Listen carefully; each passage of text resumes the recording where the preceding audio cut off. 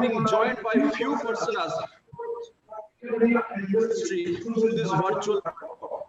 Ladies and gentlemen, please put your hands together to welcome Chairman Private Limited as the chief ceremony. Hands, we greet you in respect for the ceremony and seek your blessings.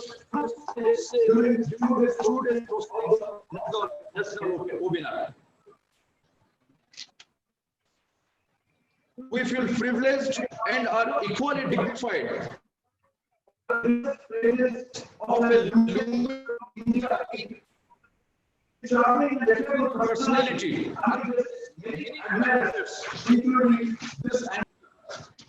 great joy and glee. Let us welcome Sri Lalit Kar, Senior Vice President and Head HR, Reliance Retail Limited, as the guest of eminence of the day. Sir, we are truly humblified for gracing the occasion with your virtual presence. Let's have a huge round of applause for Sri Lalit Kar for gracing the occasion as guest of eminence. Obliged to you for your kind consent and honored presence. Thank you very much, sir. It's now time to welcome the esteemed keynote speaker.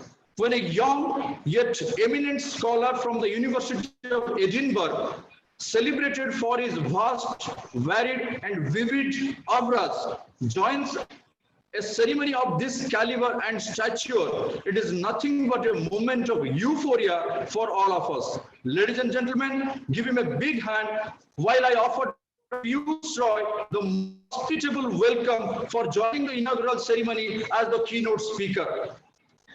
Indeed, owe you a lot, Dr. Roy, for your stupendous understanding of the Indian classical milieu. Let's have a huge round of applause for Dr. Piyush Roy for endorsing the ceremony as the keynote speaker. Thank you very much, Dr. Roy.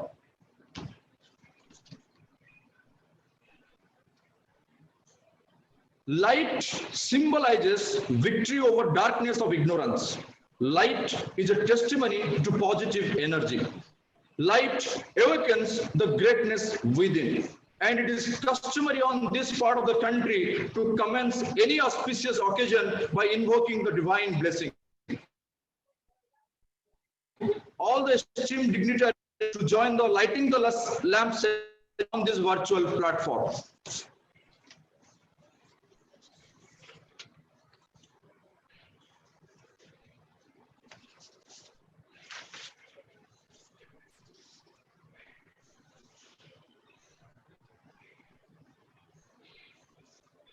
We can have the lighting the lamp ceremony on this virtual platform. I request my technical team to join the lighting the lamp.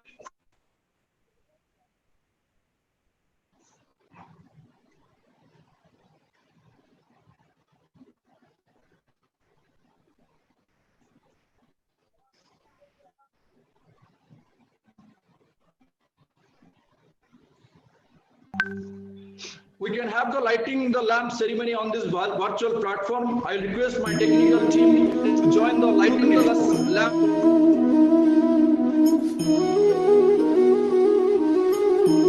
Just on.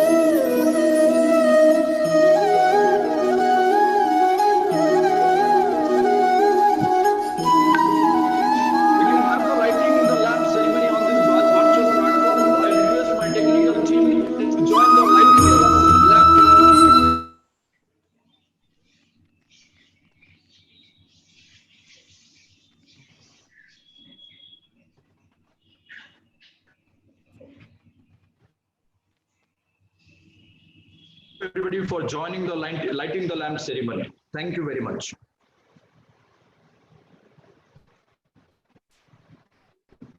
before I proceed further, I would like to make a humble request to our honorable guest, Sri Ashok Kumar Sarda. Sir, if you can hear me, kindly confirm. May I make a request to honorable chief guest of the national seminar, Sri Ashok Sarda, to confirm. I'm hearing you. Professor Mahanti, I am hearing you. Are you May I hearing me? similarly make request, esteemed guest of conference, of Lalita, sir, you can hear me. Thank you very much. Are you able to hear me? Yes, sir. Thank you very much, sir. That's good. Also request Dr. Piyush Roy, the esteemed keynote speaker of the inaugural ceremony, if sir, you can hear me, kindly confirm. Good morning to all of you. Am I audible? I can hear you very well. Yes, sir. I can also hear you well. Thank you so much, Dr. Okay. Piyush Roy, for confirming. Just checking the audio connection, and I found by the grace of the Almighty, it absolutely intact. Thank you very much, everybody. Thank you. Yes, sir. With your permission, I would like to continue. To welcome is to show honor. To welcome is to establish integrity. To welcome is to exhibit humility. May I take this opportunity, Pramila Subramanian, chairman of the online national seminar, for the welcome address. Please, madam.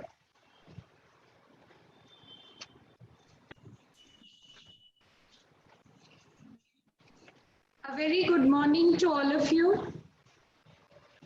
As the chairperson of this online national seminar, I take this opportunity and privilege of welcoming all the guests.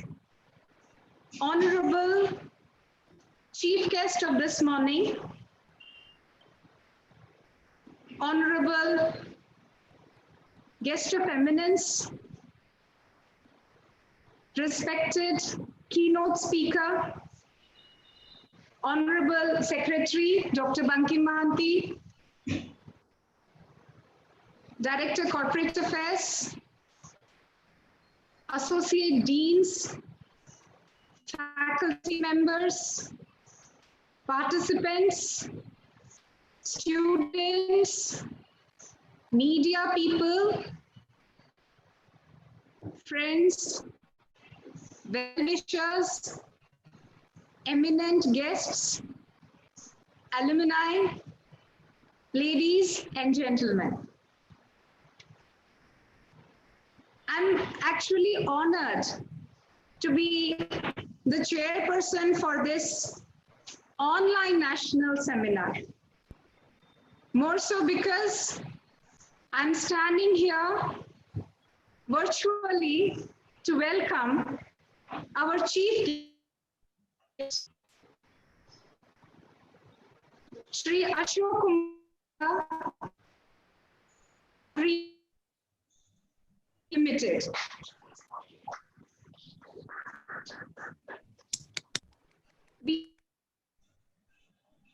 I'm sure we would be able to give you that feel which we usually give when our guests are on campus. Kindly accept our warm welcome and greetings. I would also like to welcome our esteemed guest of eminence, Sri Lalitkar, who is Senior Vice President, HR, Reliance Industries Limited. Sir, we are grateful that you have joined us remotely and you are gracing this occasion. Thank you very much, sir, and we cordially welcome you. I also extend my warm welcome to Professor Dr. Piyush Roy, who is an author, a critic, a filmmaker, a curator, and an expert in liberal arts. Sir, we are really grateful that we have you as our keynote speaker, and we welcome you with warm hearts. Welcome, sir. I would also like to welcome our own secretary, sir, Dr. Bankim Mahanti, who is a mentor, guide, and a leader, without whose support we would not have been able to host this grand national seminar. God willing, we would have the network intact for these 2 days, and we shall have a great deliberation on the topic, Be Vocal for Local, the way ahead. I also welcome all my faculty members, associate deans, Astha School of Management's Director Corporate Affairs, the students, the alumni, the media persons, and most significantly, the presenters who are going to make this seminar a successful seminar. I also welcome all the invitees, Dr. Ashok Mangaraj, who has joined us, and other invitees. We are really grateful, sirs and madams, for having joined us today, and we would require your good wishes, blessings, and affection, not just for these 2 days, but for years to come. Before I conclude my welcome address, with folded hands, I invite all of you to Astha campus. Once the pandemic is over, we would love to shower our welcome to each one of you. Thank you and welcome all. Welcome.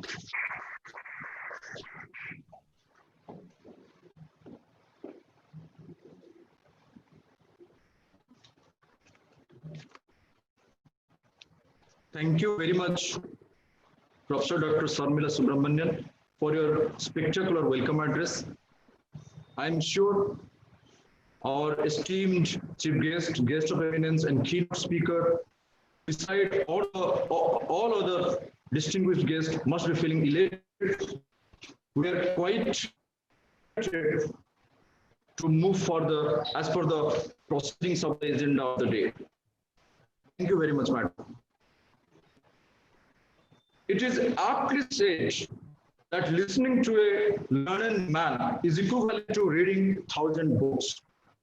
In this context, I would start with our honorable guest of eminence, Sri Lalit Kar, head HR at Reliance Retail, who once said, there will be more hiring, development, culture building, and learning in the days. More new stores will be added and focus will be on increasing productivity in existing stores.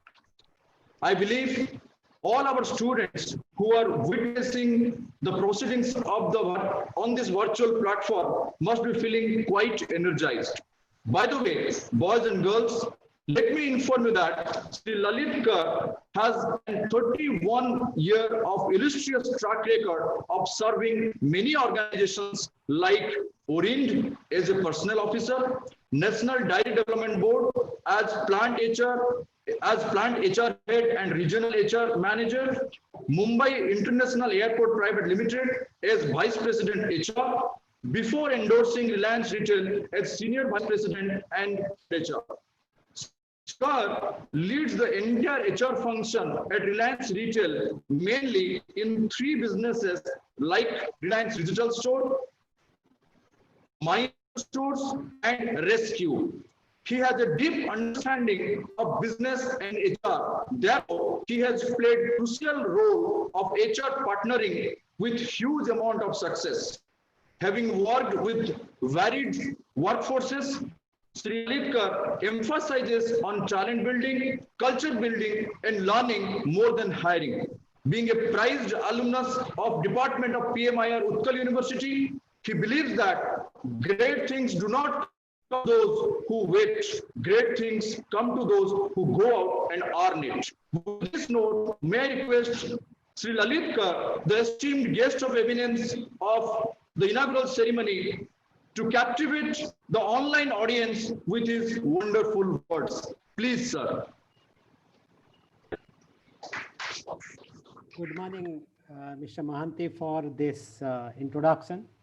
I don't know whether I deserve this kind of introduction. And second thing is whether I am the right person to really speak here. Because basically I am a practicing professional in HR.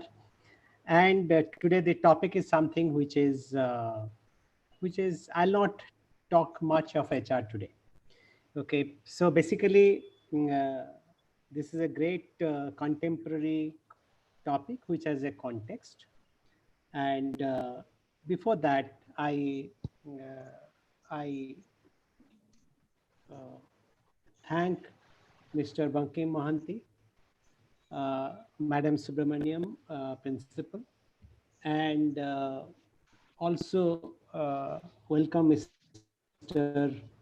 Ashok Kumar Sarda, Dr. Piyush Roy, Mr. Ashok Mangraj, faculty members and students.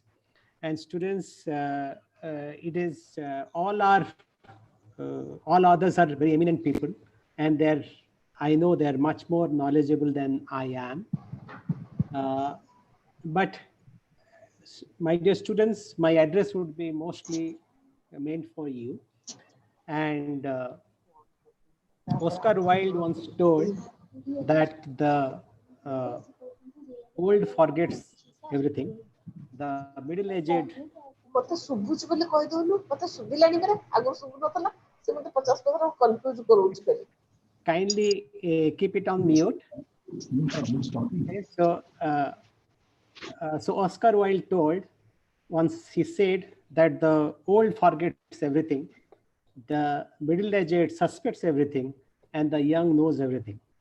Basically, the millennials that you are much more aware, you are much more knowledgeable, and it is that I have an age advantage, I have an experience advantage. Therefore, I am speaking to you, but I know what I'll speak is not something novel, not something new. And today, I'm not really following any PowerPoint presentation because I felt I would be regimented if I did that. So basically, I am speaking about vocal for local. Here, I am just touching a few things which really came to the top of my mind. And basically, what is local?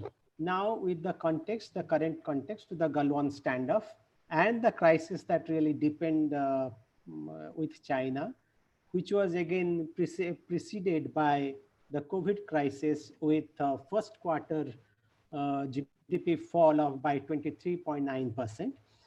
That is the context. And in that context, the whole approach is how to really protect our, how to support our internal industry, how to support India's economy. And India has an advantage of a great big market, internal market. But at the same time, let me clarify that is how I understand it, that what is local? Local to me is not protectionism, or it is not against international trade. It is not against globalization, though there are countries which are now going for deglobalization with different means, because today with WTO agreement and all that, it is not possible for you to really raise your tariff walls. You cannot really stay away from the international trade with the conditions that you have already agreed on. Therefore, it is not very easy to really make any discriminatory trade arrangements. That is for that reason, when India wanted that Chinese companies should not make investment in India, so they came out with a provision that all the neighboring countries, so they could not really just discriminate directly against China. Therefore, Government of India came out with a notification that all the neighboring countries, if they have to do any FDI, have to go through the government permission route, which normally had been liberalized. And a lot of companies, including NSE, ICICI, and all those kind of companies, had some investment from Chinese companies, and that was on increase. Therefore, this kind of provision were brought in, and therefore, what I'm telling is today there is not easy that we raise tariff walls, we do protectionist trading. That is not possible. Therefore, what is it? So I am a great votary of globalization. Basically, if you see the first 40 years of India's, after India became a republic, the first 40 years, India took time to really double its size of the economy. And after liberalization from 1991, it has taken about 30 years to treble the economy. Therefore, and another thing, when you have got international trade, globalization, your inflation always remains low, because, and that is the reason when we were growing up, 10% inflation was a very, very normal thing. But it became a passé. It became a thing of past. It is because of that is a theory of Ricardian theory of comparative advantage, which many of you would know. So because of that, the global flow of materials is easy, and we really import from the countries who specialize in certain things, and that is how the prices remain less. And at the same time, income is more, and therefore it is not meant to really become protectionist for India's economy. But what it means is it is becoming more capable. It is becoming more competitive in the international market. That is what when Mr. Modi says about vocal for local, he means that we need to really build capability for this country. And at the same time, Mr. Modi came under flack for talking about toys in India, toy production and all that. Very recently, when he spoke, a lot of people really criticized. But what it means, the size of India's toy market is 7,000 crores. And out of that, 6,300 crores is imported from China. So when that is the kind of thing, toy is not something which is important in our priority list when we are going through such a difficult time. Therefore, when Mr. Modi speaks about toys, he speaks about prioritization of our importing. Today, if you see, last year, our import from China was about $67 billion, out of which $54 billion was electronics and mobile phones and all those kind of things. So, whereas our export to China is about $16 billion. So there's a huge trade deficit between China and India, and that is something which we need to really look at, and it is true not only for China, for most of the countries. So what he means is really building that capability for this country, and that is something which everybody, whether it is government, whether private sector, whether it is professionals, everybody has a role in it, and that is the reason it needs to be seen when he speaks about local or Atmanirbhar. When he says about Atmanirbhar, it doesn't mean that it is self-reliant. It does mean self-reliant, but again, it means building capability. And now, what is vocal?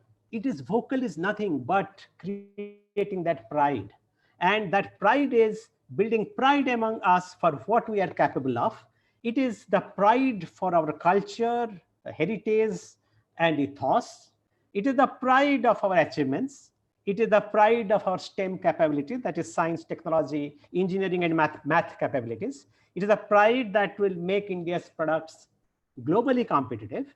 And it is a pride that should come out of the narrow social confines and think and act big for a nation. That is what I understand as vocal. We must really become ambassadors for what we are doing, what we are capable of. And simply spoken, we should build capabilities and become proud ambassadors of this country and what the products that we offer to the world. And we must make our products and services globally competitive. And we must proudly showcase our achievements. For example, very simple things. I remember Walter Mendes, the person from Mudra Communication, who really made the tagline "God's own country" for Kerala. And after that, he was also supported with the Kerala's government's commitment. In fact, when he really suggested this, that time there was a communist government, that was in 1988. And he was really very scared whether the communists will really, accept the word God. But somehow they accepted. And see, then in 1988, for the first time I went to Delhi from Bhubaneswar, I read that a huge hoarding. And in that hoarding, it was written, it was a Hindustan Times advertisement. It said that we sell more because we tell more. That time Hindustan Times was ahead of Times of India in Delhi, but the size of the newspaper was bigger than that of Times of India. And they used to write, we tell more because we sell more. We as Indians really lack that pride. Okay, so we need to really build that pride. Our pride has been really demolished over 200 years of colonialization. And we have not been really able to come out of that. We need to build that pride for this country. We need to build, we need to feel proud of this country for what we are capable of. And now, what is India's journey last few years? Let me tell you. If India is $2.9 trillion size. That is the GDP size of India. And if it is in PPP terms, in purchasing power parity terms, if it is translated, it is about $10.51 billion industry country, which is third largest in the world in terms of the size of the economy. And 27.5 crore of Indians have been brought out of abject poverty between 2005 to 2015, which is a huge achievement in any measure. Then the internet subscribers, I'm switching from poverty to internet, and our internet subscribers now in 2014 it was 25 crores. Now it is, we have 67 crore people who have access to internet, and the tele density in the country is 90% today. And India's IT export stands at $99 billion. The size of the industry is of $150 billion. And in terms of ease of doing business, India has moved from 142nd rank in 2014 to 63rd in 2019. India's innovative ranking has moved from 81 in 2015 to 48 in 2020. India's global competitive index is now 68. For example, India, when I'm talking about innovation, which is very, very important for going forward. So our knowledge and tech output, we are 27th in the world. Our market sophistication is about 31. And however, we are not doing too well in human capital and research. That is, we are 60th. Our institutions' capability has to really increase. We rank 61 there. And our infrastructure is really scoring the poorest, that is 75th. And therefore, we have a huge potential which is there to really go ahead, race ahead. And let me tell you about the India's untapped potential. India accounts for 29% in manufacturing, because when we speak about China, the thing which comes to our mind is manufacturing, though traditionally services is our strength, because today the share of services to our GDP is 54%, and manufacturing is 29%, sorry, industry is 29%, out of which manufacturing alone is 12%, and agriculture hovers around 15-16%. And India represents only 3% of global manufacturing and 2.3% in the global trade.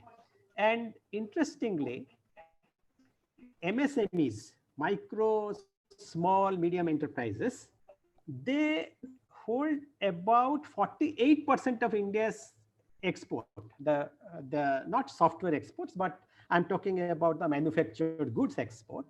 And the technology level in those MSMEs, which are traditionally our mainstay, which is very not known to many people, but it's MSME has got that kind of capability.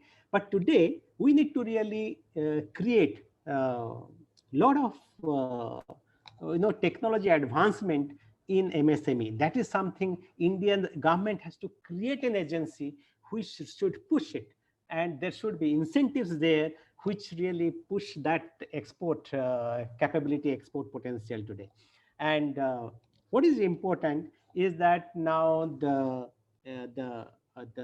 innovation is becoming extremely important. Today, India's innovation is low because our innovation is about 0.5% of the total GDP, and there is a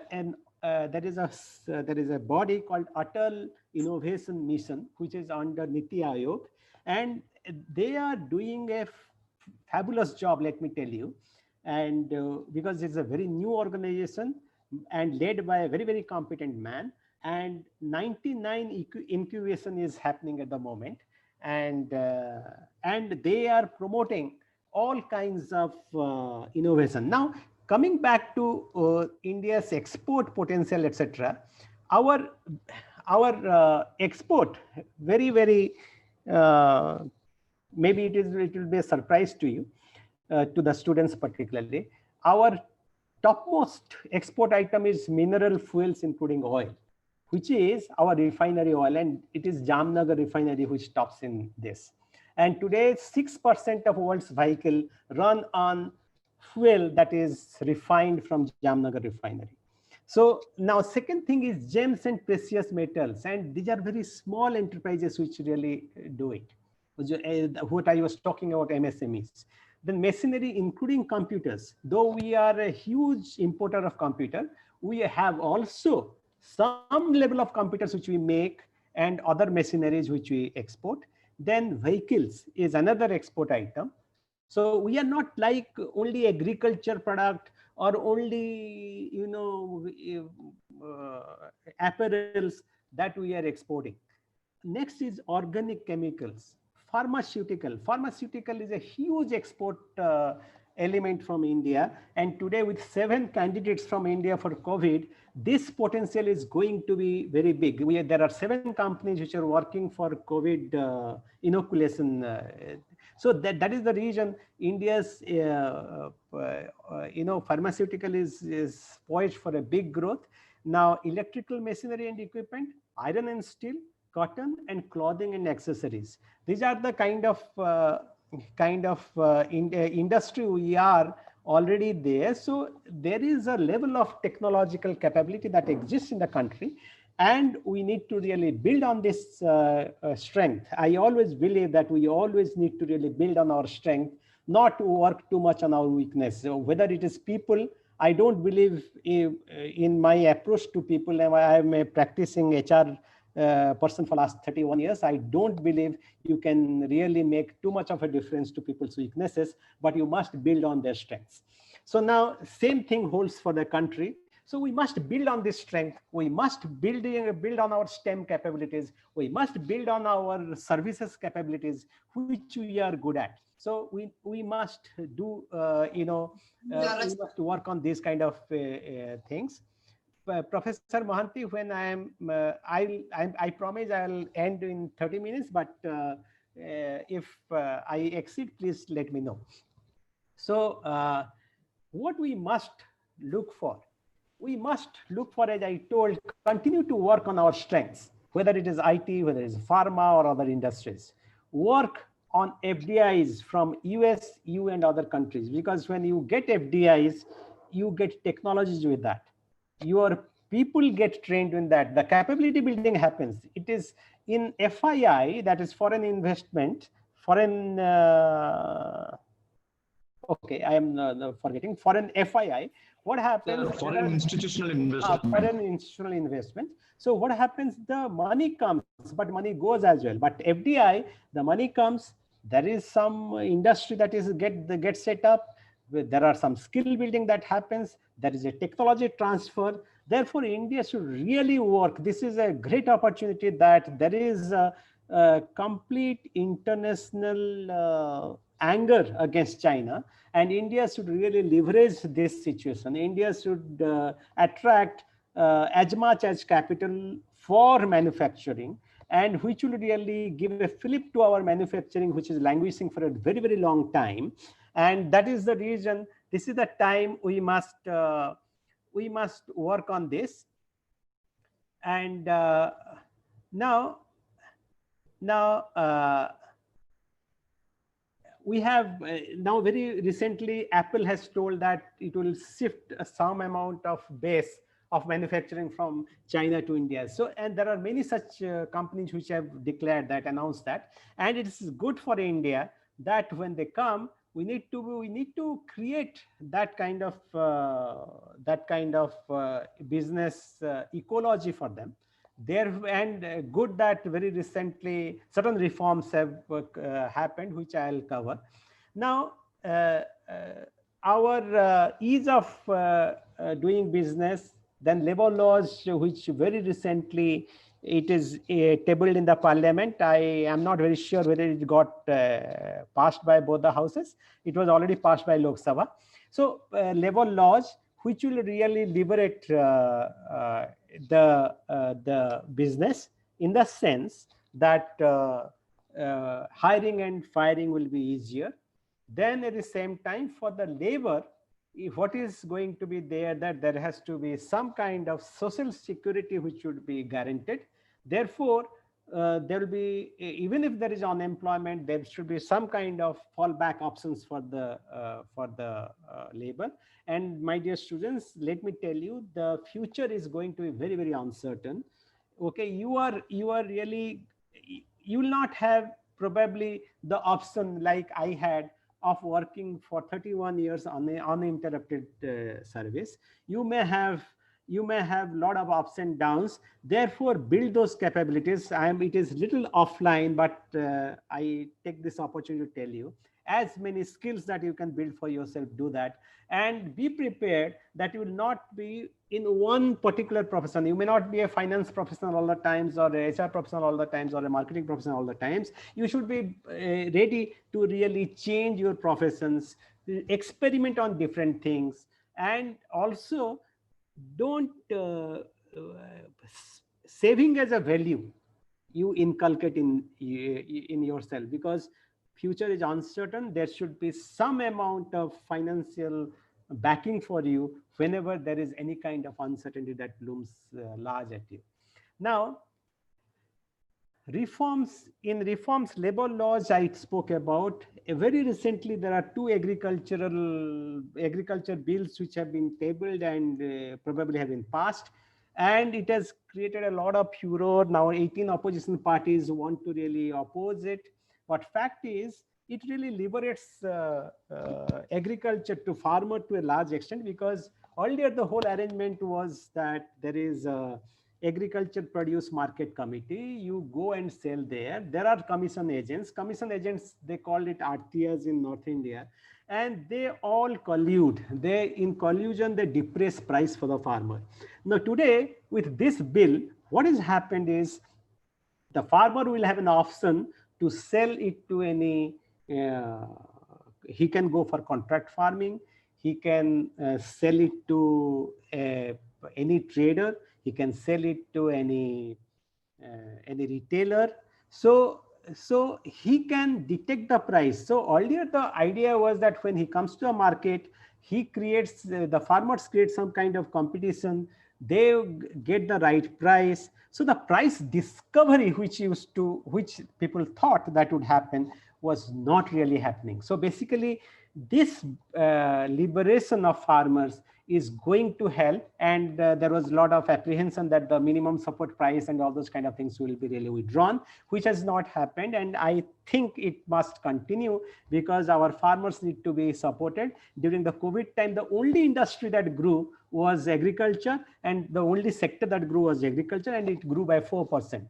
And today, in India's agricultural production, particularly, I'm not talking about the horticulture production, but the agriculture production is about 293 million tons. So which makes India sufficient, food sufficient, and rather we have a lot of surplus. So that is something which is the capability that we have built over the years. Like milk, I worked for NDDB. I'm very, very proud of the fact that, while I was in NDDB, India became the #1 milk producer in the world. So these are the things, these are the institutions which have really made a lot of difference to the country. And we need to really work on, like I told, there is a dedicated body to really improve technology capabilities in MSME. Then there is value add, that we need to really do value add in terms of food processing, mineral processing. The raw material thing is not going to help India. We need to really value add there, and supply chain capabilities has to be good. Therefore, infrastructure capability has to really improve. Our cold chain has to improve, and those kind of things. And on SDI, that is Human Development Index, India is on 129. A long-term thrust is needed, and I'm very, very happy that the national education policy has been introduced. I hope it is all implemented well. And now, in the immediate terms, what is going to happen? What is now with the COVID situation? A lot of industries have gone through a lot of problems, and there are certain industries which will have V-shaped recovery, which like pharma, connectivity, and other. V-shape in the sense it is a sharp recovery that will happen. And there are industries like banking, finance, real estate, cement, etc., which will have a U-shaped recovery, which is a little slow recovery. And we have W, which is roller coaster kind of thing, which is malls and non-essential products. Sometimes the government declares there is lockdown, so some days it opens, some days it closes. So you can't really predict. Therefore, that will be a roller coaster kind of behavior. Then there will be L-shaped recovery, which will take a long time, which is like airport, gyms, hospitality, theaters, that kind of thing. And there is K-shaped recovery. Some industry will do well, some industries will not do well. For example, electronics retailing has been doing extremely well. We are growing at about 25-27% like-for-like growth when compared to last year. Whereas apparel retailing is something which is not doing so well because people are not stepping out, marriages are not taking place, there are not big celebrations happening. So people are not going to workplace, offices, schools, etc., colleges. Therefore, the apparel retailing has got a hit. Therefore, it is a K-shaped kind of thing. Some will grow, some will not grow. But whatever, there is a sign of, but there is a sign of recovery already in September. For example, petroleum consumption, particularly petrol, we have consumed 103% more than same month last year. I'm talking about the first 15 days of September, and diesel consumption is about 94% of the same period last year, which means that the economy is back to activities. There are a lot of activities which have just started. So we have to really learn to live with COVID. that is something which we need to really learn till the vaccination comes. When we say that we learn to live with COVID, let me tell you what we have done for our retail stores. In our retail stores, we allow people to work for 14 days. And after 14 days, they go home, they are quarantined for 14 days. That is first. Second thing, we emphasize a lot on the PPEs, like mask, gloves, and hand sanitizers, jackets, and face shield, and all those kind of things. We spend about 1,200 rupees per person per month. That kind of expenditure we are making just to keep those people safe, because when we are at home, they are working in the front line, and we are ensuring that they have the confidence to be in the store productive, and they sell our products. And that is the reason there is a huge amount of investment. And whenever anybody is sick, we take complete care. We don't leave them to ESI hospitals and all those kind of things. We take their complete care, and that has created a lot of confidence among our associates. And that is what I say that while we have this kind of situation, we need to really learn to live with COVID. And now let me tell you about, because I'll not be happy unless I speak about my company. Okay, now Reliance products and portfolios, if it is about Reliance, it touches every Indian every day. We are a very, very India invested company. Recently, we broke into the global 100 company, which we were ranked 96th. But with a slew of investment, Reliance Retail is now valued $60 billion company. Jio is valued about $70 billion company. Petroleum is like, so our total valuation is now exceeded $200 billion, which really makes us 42nd or 43rd Fortune 500 company in the world. And we have high, I was talking about toy. A year back, we really acquired Hamleys, which is the 100-year-old toy company of Britain. And we acquired it a year back. And we have, that way it has become, we have acquired an international chain of toys.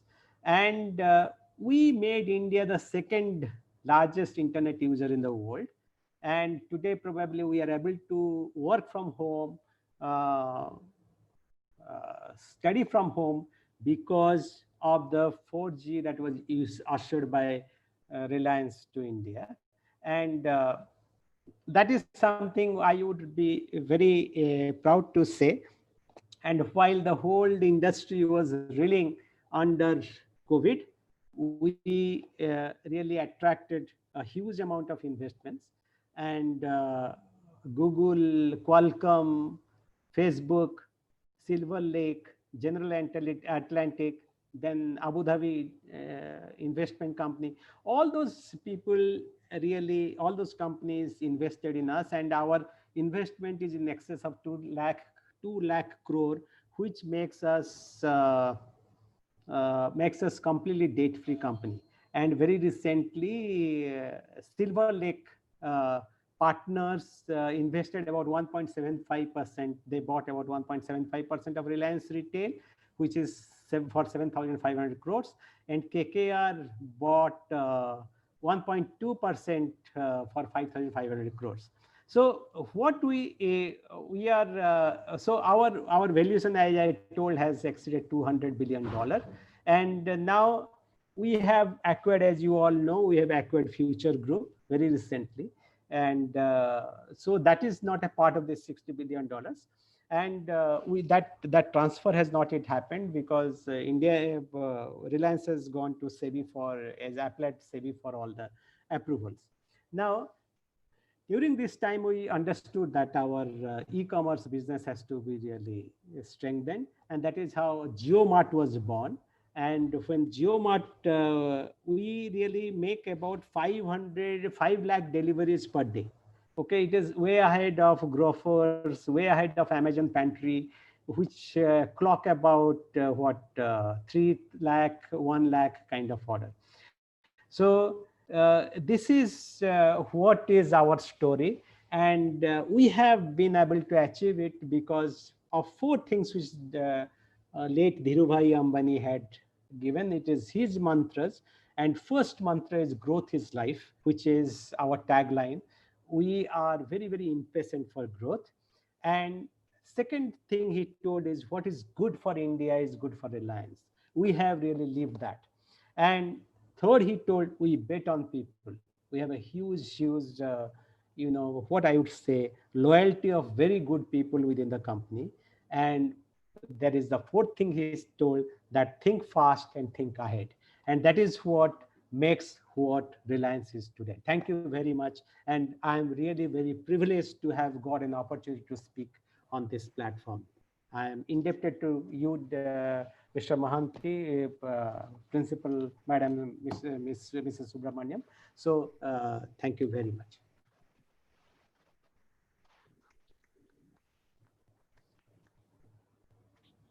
Sir, whether we are indebted to you, whether we are indebted to you for this wonderful deliberation.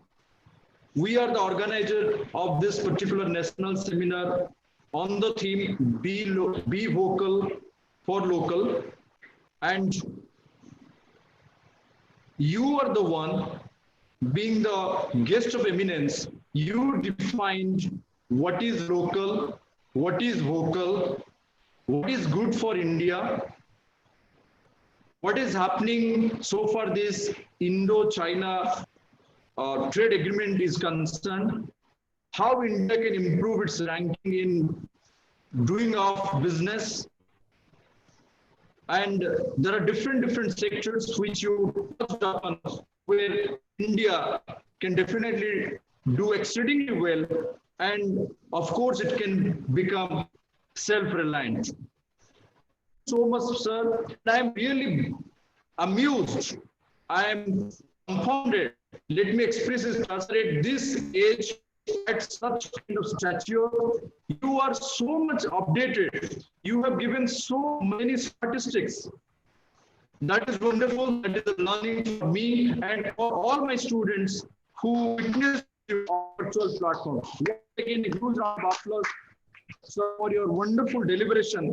However, I have written a few lines in your honor. Please allow me to recite these lines.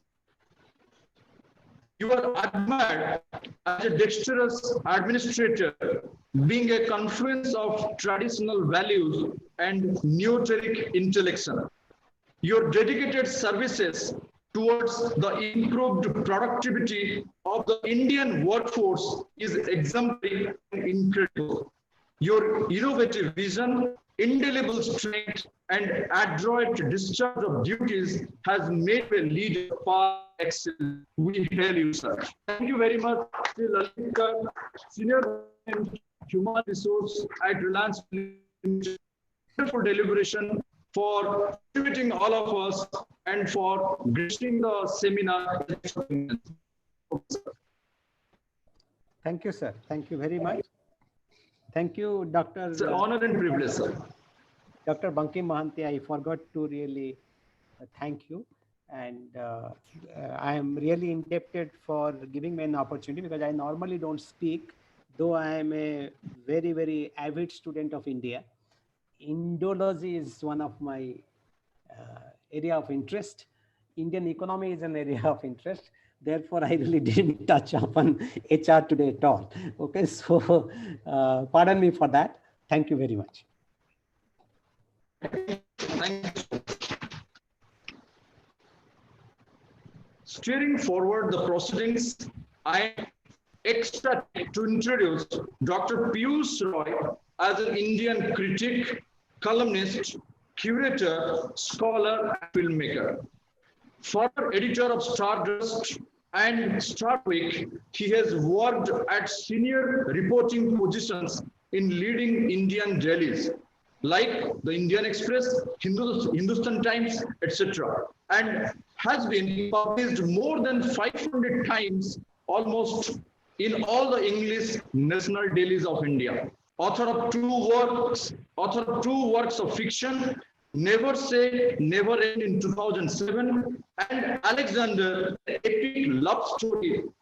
Dr. Roy has been honored with special mention for Best Critic at the 60th Indian National Film Awards, with Indian Oscar by the then of India Bharat Ratna late Pranab Mukherjee.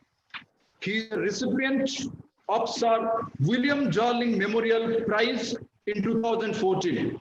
He had been invited by the Queen Elizabeth II and the Duke of Edinburgh to UK India Year of Culture's official inauguration reception at Buckingham Palace in 2007. Dr. Roy firmly believes that teaching is a two-way process. There are no wrong questions, and there are never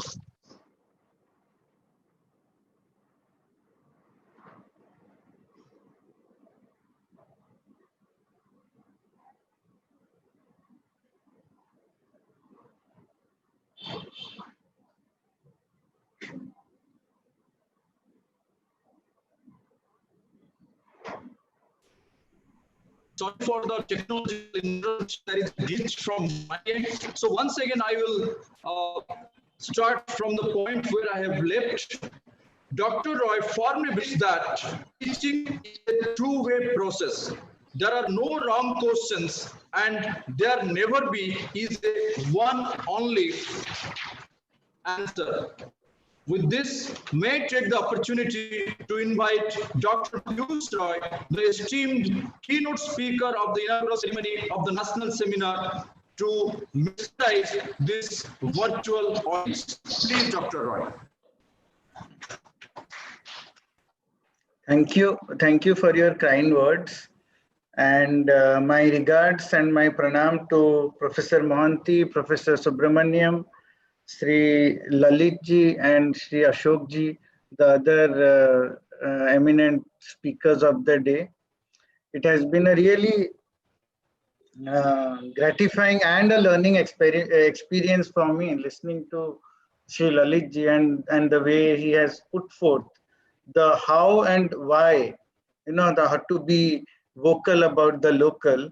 So I'm going to share some thoughts coming mostly from a non-STEM background, and and try connecting the dots, and probably look at a scenario where we are today and what does this need to assert our identity and our voice, the need and the importance and the relevance of that. So firstly, I would like to begin with a quote from Mahatma Gandhi, and this is also the quote that I use in the beginning of my film, Pleasures, Prejudice, Pride, an Indian Way of Filmmaking, which was the focus of a global tour last year. And the film begins with this quote of Mahatma Gandhi: I do not want my house to be walled in on all sides and my windows to be stuffed. I want the cultures of all lands to be blown about my house as freely as possible, but I refuse to be blown off my feet by any. So what is that the 2 feet of the father of the nation, Mahatma Gandhi, stood on, or the 2 feet of mine, yours, and anybody out there, every student, every individual out there? What are the things that these 2 feet of ours are anchored on? In Oriya, we have a saying that whenever you say something, or whenever you're commenting on something, or whenever you're observing something, keep in mind about the sthana, kala, and patra. I'll progress from that idea with 3 more points. So broadly, when we're talking about the local, so what exactly is the local, or what are the anchors on which the local stands on? Local as in the individual. Who decides what is local? It is the individual. We decide where we are, our comfort zones and everything. That is so from the person to the idea, that is or the concept or the sense of belonging around the idea of local. So one of the first important thing is the context, where we are, from where we are speaking. And that should anyways, in many ways shapes the way we think, we articulate. A European would deal with the same issue in a very different manner from the way for an Indian does. For example, if you go on any given afternoon, say in the city of London, it is unnervingly quiet. Whereas the same afternoon or the same day, a street of India would be full of noise, a variety of noise, a color collage of noise, and the diversity. So when we are talking about sound sensibilities and things like that, the amount of sound that will shock, for example, an average European would be far less than the amount of sound that's need to wake an Indian from his reverie to kind of go out and notice, that kind of a thing. So that's why the context is important. It is where is one situated. So that is one. Next are the histories. Sri Lalit ji had briefly also mentioned about the colonial experience and its impact on us. So the histories are very important because the history is what shapes our identity. One of the biggest challenges with the new millennials today is that they are kind of in an uprooted space. They don't know enough about their past, and we always keep telling them the future is uncertain. So so that just adds to their confusion in many ways. So for that, we need to know who we are, what we were. And that's why it is very important to know our histories, to know our background, to know the next important thing, the geographies or the terrain from where we are dealing with. So accordingly, when we pitch an idea, when we pitch an innovation, the geography is also an important role player out there. So there's the context, the histories, the geographies, then the places. So somebody coming from Banaras will introduce himself as I come from a city which is one of the continuously lived humanities in the history of the world, 1,000+ years of continuously lived city. A person like me coming from Rourkela will say that, my city was developed post the setting up the Rourkela steel plant. It is 30 to 50 years old history.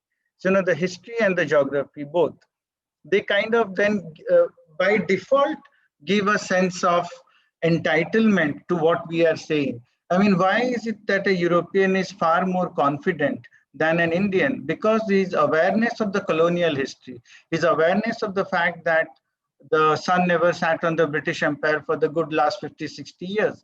But whereas when we look at our history, we primarily are told about the years that we were either under colonial rulers or under Mughals and things like that.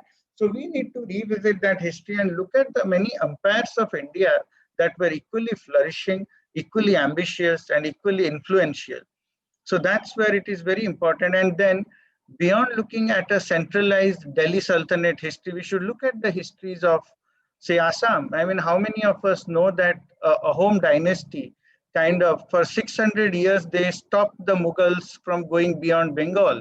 How many of us know that the Ganga dynasty in Orissa is one of the continuously lived line of kings, right from Chodaganga Dev onwards?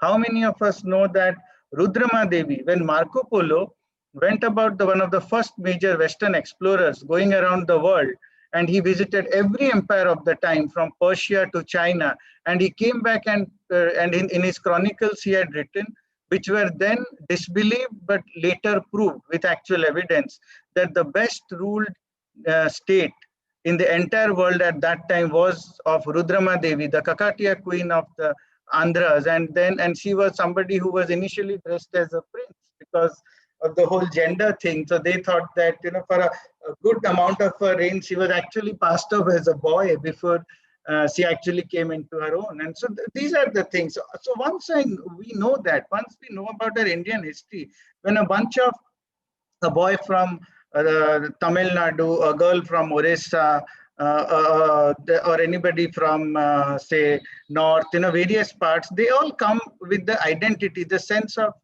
pride that will naturally come. And unless we have that sense of pride in us, we cannot be vocal. What are we going to be vocal about? Because day in and day out, we are constantly being told that, we have been a poor nation. But the fact is, when the British came to India and China together in the 17th century held 60% of the world economy. They came to a rich nation, they left us destitute and poor. So, so why should we be defensive about that? And why we should be defensive about the people who kind of, in a way, looted us? Of course, so that's there. So the people, this people aspect of it, with who will be vocal eventually? It has to be the people. And how will they be vocal unless they know these things? And last and most important thing is the philosophy.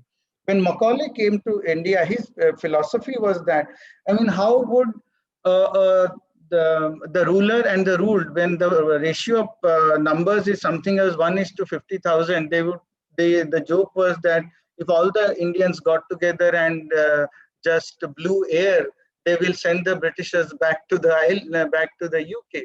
So in that context, what Macaulay did was he attacked the thinking of the Indian mind. He said, capture the mind and then you capture the people. And that's why that famous Macaulay's minute where he says the entire wisdom of the East, which he admits that he hasn't studied or engaged with, but heard about, is not worth even a shelf in the library of a Western university. So now these things, this is the things that needs to be undone. And this is being done to a large extent in the national educational policy. And it's at least what is envisioned to do. So the philosophy of the East, the philosophy of Vasudhaiva Kutumbakam that we have, why we are the way we are, why we have been an inclusive society all along. I mean, Mr. Jinha may have said it in a different context to further a certain agenda, that India is not a nation, but many nationalities, but that is a fact. And if we turn around that argument from a different perspective, look at, so India is like a Europe. You have the diversity of Europe that you get that in India. You see the layers of civilization, you see the layers of human thought, growth, interactions, conversations, and philosophies. Philosophy, that's why I think is very important to be a part of every discourse, and especially in educational space, an important element in the structuring of the thought processes. I come from a filmmaking and a film criticism background, and I often we are asked, like, why don't we have so many globally acclaimed filmmakers like Satyajit Ray or Raj Kapoor or Bimal Roy or Guru Dutt, Shyam Benegal today? And that is why, because if you look at each of these filmmakers, if you look at each of the major European filmmakers like Bergman, Fellini and all, they had a philosophy. How many filmmakers today in India have a philosophy that is supporting their vision? What is it they're articulating about? And this philosophy, again, this comes from the idea of where we are from. And since I was talking about the filmmakers, I would like to put forth one of my favorite quotes of Satyajit Ray when his films were globally acclaimed. And he said, to be truly global, you need to be intensely local. Let us just think on this line. To be truly global, you have to be intensely local. Because what as an Indian I am going to bring to the table, or what as a Odia person, or what as a Bengali person or a Tamil person I am bringing to the debate when I am representing my state on the national level, and what I am bringing to the discussion when I am representing my country at the international level. While I've been teaching at the University of Edinburgh for over 5-6 years, and sometimes I had the good luck to have students from 5 different continents in my tutorial class of 10 to 12. And what used to amaze me is that a Greek student would speak Greek with a Greek accent, a Spanish student would speak with Spanish accent, but the Indian student within a month he picks up the British accent. Well, that is also because we are by nature trilingual, with oscillating with totally diverse languages, a mother tongue, the national language and English. So we are very adaptable at picking up that. But then why do we have to judge somebody on the ability to speak, how fluently they speak English? I mean, that's why hats off to our ex-president and Bharat Ratna Shri Pranab Mukherjee, because he used to always proudly speak his English with his Bengali accent. And, and that's how it should be. Like when I am speaking English, somebody out there should know, okay, I think Piyush is from Orissa. because his accent is like, immediately see, without even my telling that I am a Odia, I am conveying my Odia-ness because of my accent. And why should we try to be somebody else? Unless and until I am not against English education. We are doing this whole articulation in English. But what about our own identity? Unless we are proud about that, how can we be vocal about it? It is easy to say that let's be vocal about things that, but to be truly vocal, not to rehearse a speech and say, but to be truly vocal, to speak extempore, you have to be able to have the confidence and the courage to be appreciative of your identity, your roots, because that is the ground with which on which we stand, and that is what that gives the innate strength. That is what gave Mahatma Gandhi the innate strength to go to the Buckingham Palace in a dhoti and kurta. And where there is a protocol in dressing and all, but he went like the way he used to always be. So, and right now in this globalized world, I believe there is in no time in history has this knowing about the other on each of the above parameters been more important than the present times because of this globalization. This also is the need and the nature of the identity asserting emerging world order, where the West, guided by its philosophies on humanity and humanitarian concerns, at least notionally, the West has always said that we believe in the philosophy of humanism and we do our conquest based on this thing. So there is always a semblance to have some sort of order within whatever, within the criticisms of a good or a bad rule. But again, but the West is no longer the deciding dominating force anymore. I mean, Europe is crumbling. We have seen President Trump has reduced America systematically, consistently, deliberately, imaginatively, and enthusiastically from a world nation to a little country that is like just any other country in the Northern American hemisphere. So, by withdrawing America's role in all the thing, I mean, say 10, 50 years ago, we used to know who's the UN Secretary General. It doesn't matter who is the UN Secretary General. It doesn't matter whether we are in the Big Five. The Big Five has gone is memory. G7 has come at place. Then there is G20, the new emerging groups. So in this new block, so all these colonial constructs about getting endorsement from the West and all that, those are going to take a backseat. And increasingly, there will be the vocal for the local is going to happen. But most importantly, not just in India, it will happen everywhere. Africa will be more vocal. Latin America will be more vocal. Brazil will be more vocal. Mexico will be more vocal. South Korea will be more vocal. I mean, look at, for example, when we talk about world cinema, for a good 100 years, it was either Hollywood or followed by European cinema. But today, which are the nations that are really creating new meanings in that platform? It is Iranian cinema. Politically, Iran in a different space, but the Iranian cinema, every major filmmaker is globally respected. South Korea is making that noise. So whoever takes that, and why they are making that noise is because they are going intensely local. I often have this experience, as curating the festivals. And I was also responsible for creating a festival of Indian films and documentaries in Edinburgh. And then there was always this debate, why in these international festivals, the Indian film presence is so little. That is little because we are, most of the time we send content that is more or less trying to match Hollywood technologically and to copy that structure.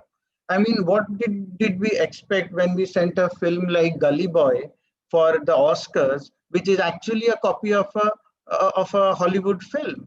So unless, and look at the kind of countries that are getting nominated in the best foreign film category. You have like extremely tiny countries, like from Africa and, like Lebanon and all these countries, because they are telling intensely personal stories. And a classic example of this is today, the Telugu film industry is the most important film industry in India, not Bollywood anymore, because Bollywood had long lost that ground of being representative of India to becoming representing to or catering to the needs of the NRI audiences, to now being now being basically a provincial cinema, telling stories of the Hindi heartland. So Bollywood is now that what it ideally should have been, Hindi language cinema. So we have Hindi language cinema, Malayalam cinema, Telugu, Tamil, Kannada and all. And again, look at the variety that we have, the diversity that we have. You know, why shouldn't we be proud about what we are? Just look at which other nation has an entire civilization in its history.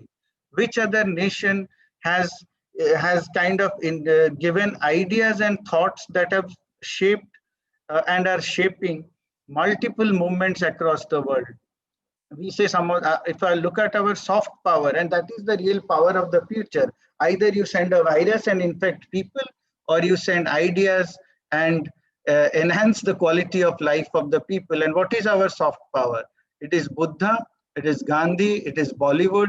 So look at what we have been giving, and that in eventuality is going to make us stand out better. That eventually is going to help the Indian out there be respected for the good things that, see, I mean, everybody brings in the pluses and minuses. So well, let's focus on the pluses. So the hegemony of one nation, power, group, bloc, etc., is either going or gone, and new powers will be playing with new parameters.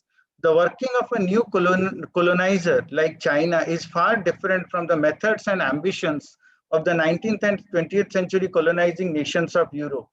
So, you know, this is the other important thing that I would like to highlight, because it's always the ruler who tells the history and shapes the history. So the rulers in the previous era or the previous century were the Europeans, and they set a certain agenda of looking at life, at looking at politics, at looking at economics, and looking at various aspects of living and behaving. You know, so that's why wearing a jean pant is smart, and, you know, like wearing sporting an English accent is, but maybe the things might change in the next 20, 30 years when, if China grows the way it is growing, then maybe Mandarin knowing would be equally important. But then the fundamental difference is that while the previous era, the colonizing nations always came with an exit plan. They always came to take and then leave at a certain point of time. China only seems to have an entry plan. There is never an exit. Wherever it is going, it is just trying to stay there. So, you know, so that could be problematic in terms of enabling China to be taken. See, because at the end of the day, there are two models. Either you follow the model of Hitler by force, you conquer half the world and then you are thrown out of it. Or you follow the American model, which is use Hollywood, use soft power, use your scientific edge, use the promise of a good life, a fair society, a welfare economy, and then, you know, that's the model. So the choice is ours. Now, China is more or less following the Germany model or the Hitler model. Let's follow the other model. Let's be there. The space that Hollywood is leaving, the space that America is leaving, that is the space where I see India could be and can be there. So the needs and reasons are different because the Sthana, Kala and Patra have changed and are rapidly changing.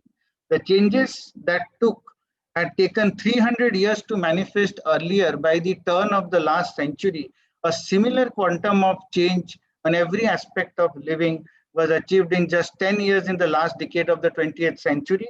And the first half of 2020 alone, according to Microsoft CEO Satya Nadella, has seen 2 years worth of digital transformation in just 2 months. So it all eventually comes back to the 2 feet we are standing on. Most importantly, the where, the ground or the local on which we are standing, irrespective of whether the footprints are manual, digital, or on the memories of time. Thank you. Namaskar.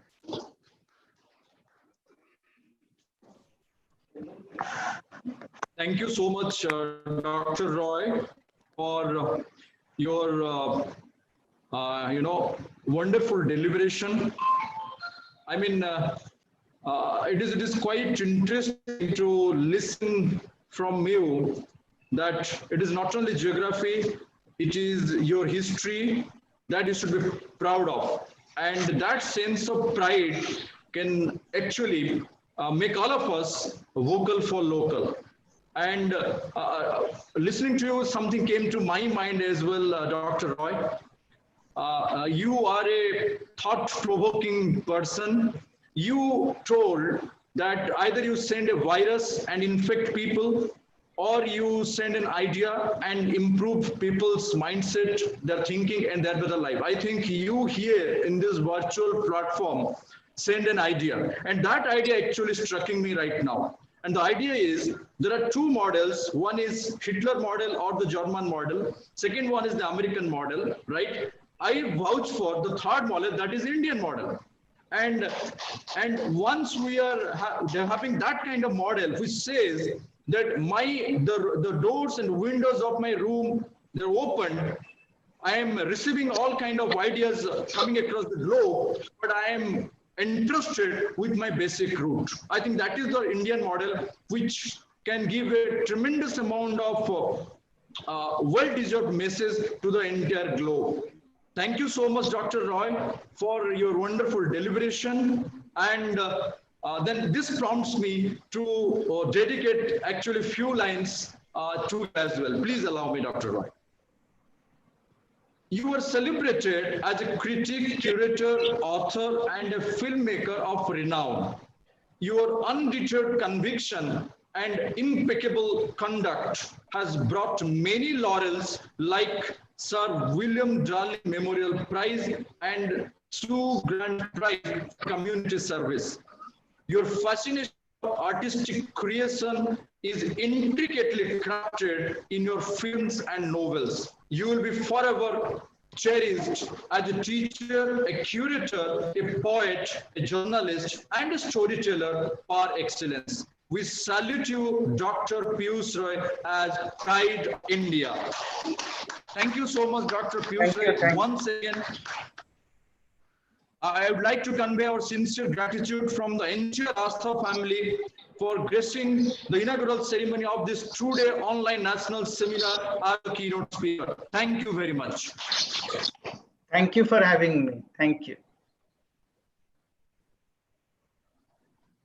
Thank you.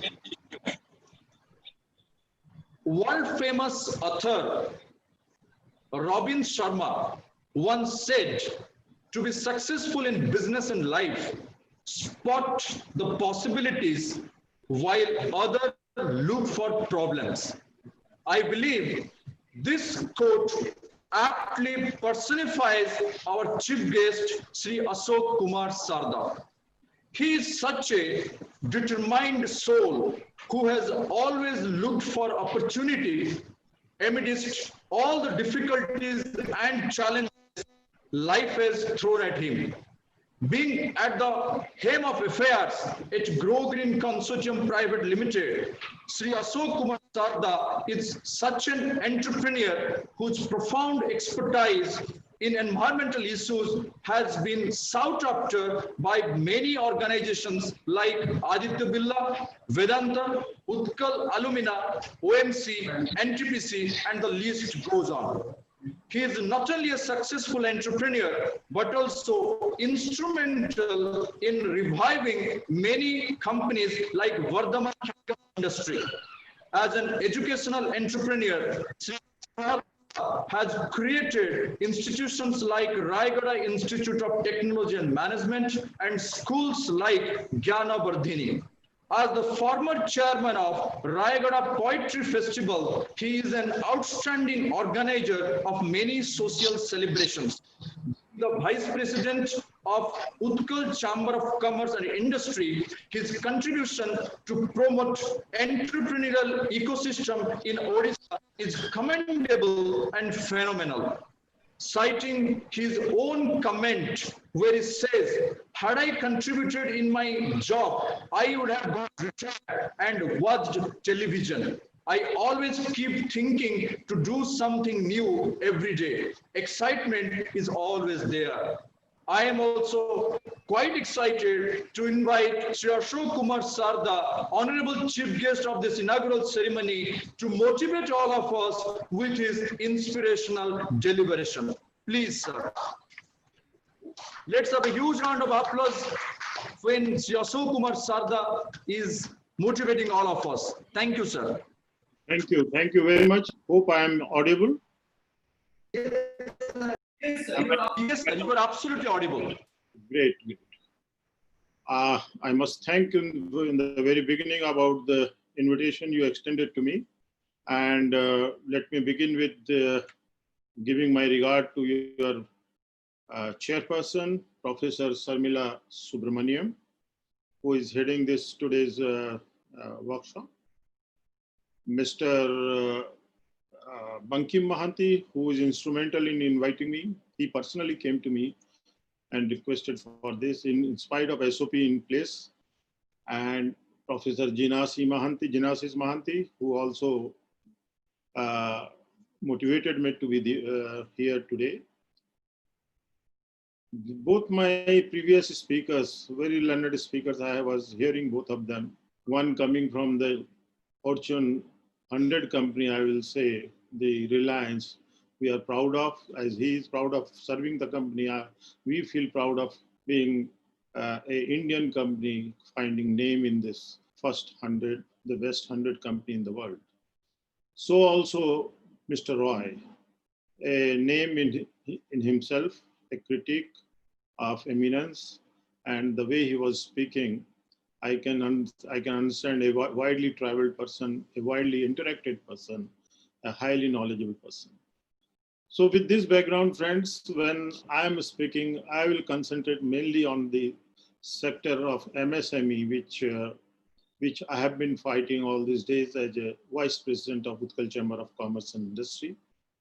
I indeed worked for a company, a corporate house called JK, Singhania's group, JK Paper, for almost 30 years in a remote place, Rayagada, Koraput district, Daswai Koraput district. We interacted mostly with the tribal in this area. And then when seeing the various requirement of the area, the rural economy, how to grow about, the concept of growing trees struck there. The paper mill was using raw material for its paper production, mostly bamboo from forest areas, which was dwindling over the year. Lot of pressure on forest because of the laws, because of the local pressure. Company survival was at stake. And then this idea of growing tree in the dry land struck us. And that is the time when I took up the challenge of growing trees in the dry land for the survival of paper industry. Today, there is no going back. The industry with 20,000 tons capacity is today producing 4 lakh tons of paper per annum without a single piece of bamboo coming from forest area. It is all grown by the local people in their dry land. The economy, one has to go and see the Koraput and Malkangiri and Kalahandi, how the economy has changed with growing of trees there. Now, friends, with this background, I must thank you for inviting me for this national level workshop. I'm really happy to be with you all, friends, in the Astha family. I've heard previous learned speakers, as I said. In any case, I wanted to take this opportunity to discuss the role of MSME and the Atmanirbhar Bharat package announced recently, which has thrown open the challenges before us in the shape of vocal for local concept, which has been coined. You have rightly added further to it, the road ahead.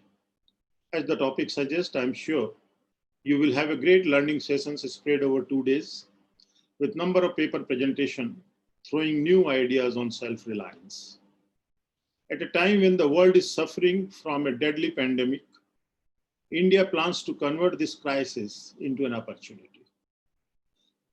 And we want to strengthen our fight by becoming Atmanirbhar or self-reliant. This is nothing new. Our father of nation, Bapuji, has said Swadeshi long back. And the same thing today we can convert it into self-reliant in the name of Atmanirbhar Bharat, which our Yashasvi Prime Minister Sri Narendra Modi, during his address on 12th of May 2020, he called upon Atmanirbhar Bharat Abhiyan and also defined 5 pillars of Atmanirbhar Bharat 5 pillars: economy, infrastructure, system, demography, and demand. He stressed upon the fact that it is the time to become vocal for our local products and make them global, not only remain at local level, but make them global. Under this campaign, a special economic package has been released by the government, which will benefit various segments, including cottage industry, micro, small, and medium enterprise, that is MSMEs, laborers, middle class, and the industries, among others. The economic package that was announced by the Prime Minister, along with various packages released during the lockdown period, which comes to around 20 lakh crore, almost at 10% of our India's GDP. Now it is expected to provide support and strength to various sections of the country and give a renewed boost to the development journey of our country in the year 2020. In order to prove the determination of a self-reliant India, land, labor, liquidity, and law, these have been emphasized in this package. All these components are very, very crucial for us to grow. As a part of the speech, Prime Minister had emphasized the need for India to recognize the importance of local manufacturing, local markets, local supply chain. And he said that COVID-19 has taught India the importance of being local. He said all our demands during the crisis were met locally. You see, we have not suffered because of the want of anything during these 5 months. We could manage everything locally. Now it is time to be vocal about local and help them become global. So this is what the basic theme of the whole concept of vocal for local. The Prime Minister felt that time that leading brands of the world were once local brands, and they become global brands when local people started buying and using them. They branded them and then felt proud of them and started promoting them. They were the catalyst to make them global brands from local brands. Now, with this background, Vocal for Local, which extends a former campaign, which you must be remembering in the year 2014, we started a campaign, we launched a campaign called Make in India. That was to boost manufacturing and production in India. The pillars of Make in India were innovation, skill development, investment, intellectual property, and infrastructure. These were the pillars at that time when we launched this 2014 Make in India program, which was spanning over 25 sectors of the economy. Now, Make in India is the outcome-oriented, systematic in structure, clearly defining the investment opportunities in India. A well-rounded policy, it educates and informs potential investors about the new development projects and the schemes, policies directed at the ease of doing business and new initiative in India. Amplifying the attractiveness of the potential investment, Make India succeeded in transforming India's investment and manufacturing landscape. Vocal for Local carries the same sentiment, exactly the same sentiments, in establishing a brand reputation for Indian goods, banking on the collective optimism that the campaign has generated. The Prime Minister's Vocal for Local and Local for Global mantra has also brought out the significance of our local brands to have a global presence. India is the biggest and fastest growing economic market in the world for the majority of the products category, and everybody is eyeing on the Indian market now. Meanwhile, campaign to promote Vocal for Local campaign have been underway by various industries, various companies, like ITC has taken up a Proudly Indian campaign. They say the company is proudly Indian on social platforms. Dabur has also launched a series of advertisements as well as special videos as part of the campaign. Dabur has been highlighting the Indian roots of the company and its 135-year-old heritage of caring for every Indian household health and well-being. You see, the caring for health, for 135-year-old heritage, Dabur is promoting that way. So also Amul, you all must be knowing Taste of India. We all, again, they promote, not in Make in India, Taste of India itself, it is from India. So these are the various way of promoting the local products. Now, not only the Indian companies, the foreign companies, also FMCG, good companies, they are also coming in a big way, with the government raising its pitch for vocal for local and Make in India concept. Major e-commerce players such as Snapdeal, Flipkart, and Amazon, they have all been ramping up their efforts, their offerings, and also on their respective platforms dedicated to showcase work of local artisans, Indian artisans. Flipkart runs a platform called Samarth, while Snapdeal runs a platform called Pride of India rather.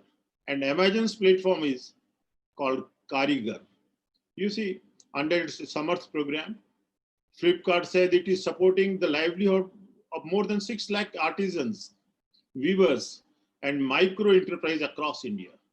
Meanwhile, Flipkart also recently tied up with a Nepal e-commerce website, Sasto Deal, to sell Indian products in Nepal.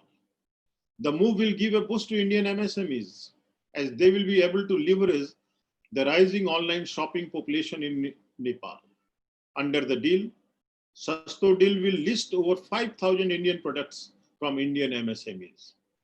Today, it is worth mentioning about our Prime Minister Modi's call to startups and entrepreneurs. He called them to work towards promotion of indigenous toy industry. My previous speaker, Mr. Kar, was also referring to. A very bright idea has generated by saying so. Micro, small and medium enterprise on how India can become a big hub of toy production with huge potentiality. So the national education policy, Mr. Kara or Mr. Roy was also talking about. A lot of attention has been given on the impact of toys on different aspects of children's life. He said, because I am talking of MSME, my emphasis on MSME, I have taken it as an example. He said, toys augment activity and also give flight to our aspiration, the children's flight to aspiration. He said that I have read somewhere what Gurudev Rabindranath Tagore had said once about toys. The best toy is that is incomplete. Gurudev had said that the best toy which remains incomplete, a toy that children together completes while playing. That means the rest is to be completed by the children by his own innovation, by applying his mind. So taking clue from that, the Prime Minister had said that the University of Gandhinagar and the Ministry of Women and Child Development, Education and Micro, Small and Medium Enterprises, they are all working how India can become a big hub of toy production. There has been rich tradition of local toys in our country. If you think of various clusters are there in Andhra Pradesh, in Tamil Nadu, they specifically go for toys. Some parts of India are developing as a very big toy clusters now. Our country has so many ideas, so many concepts.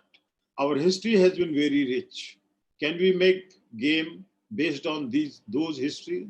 He called upon the young talent of the country, makes game in India that will make games in India and makes game based on India too, on our rich culture and heritage.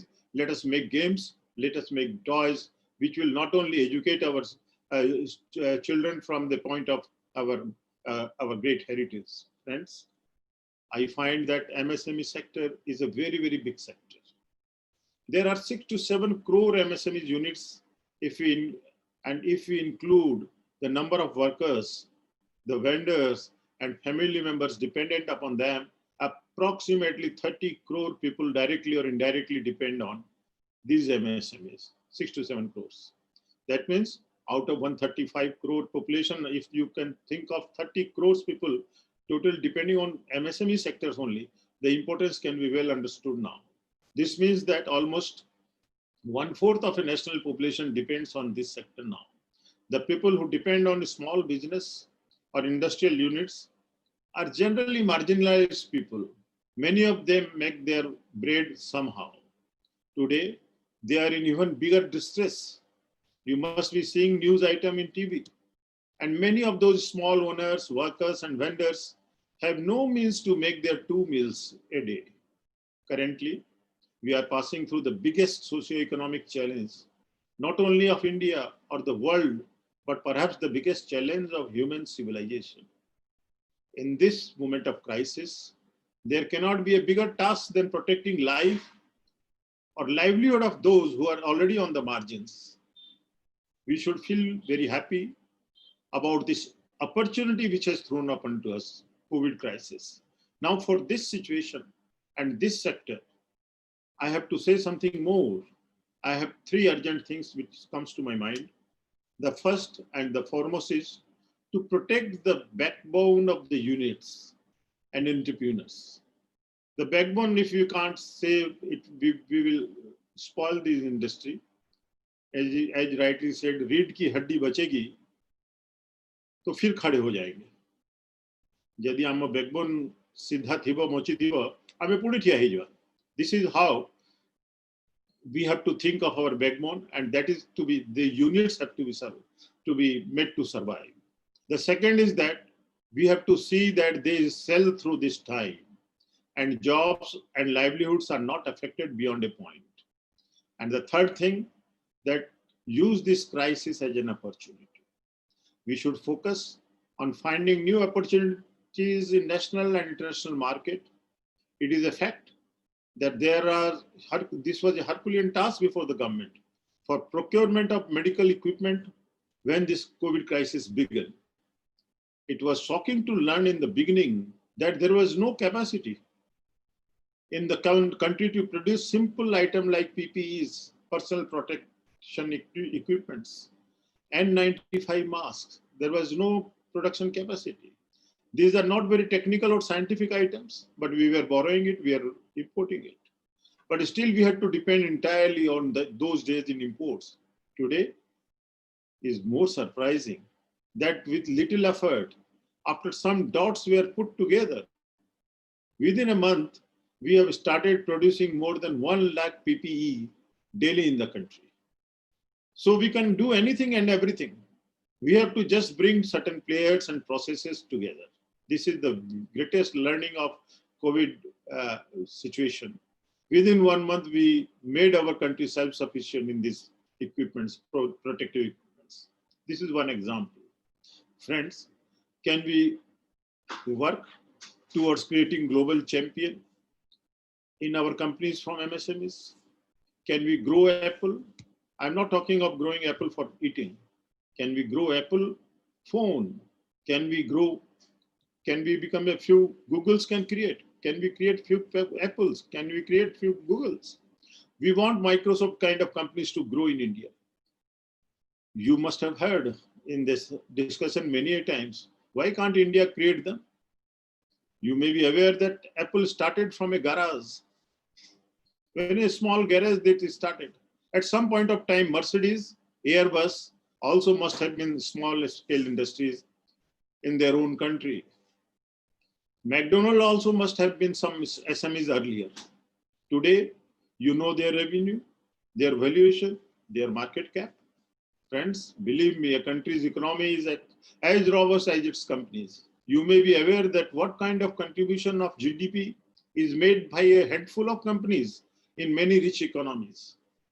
You also may be knowing that over 90% of global wealth, 90% of the global wealth is in the hands of only 3% of individuals. How it has happened? It has happened through their companies, which they thoughtfully created.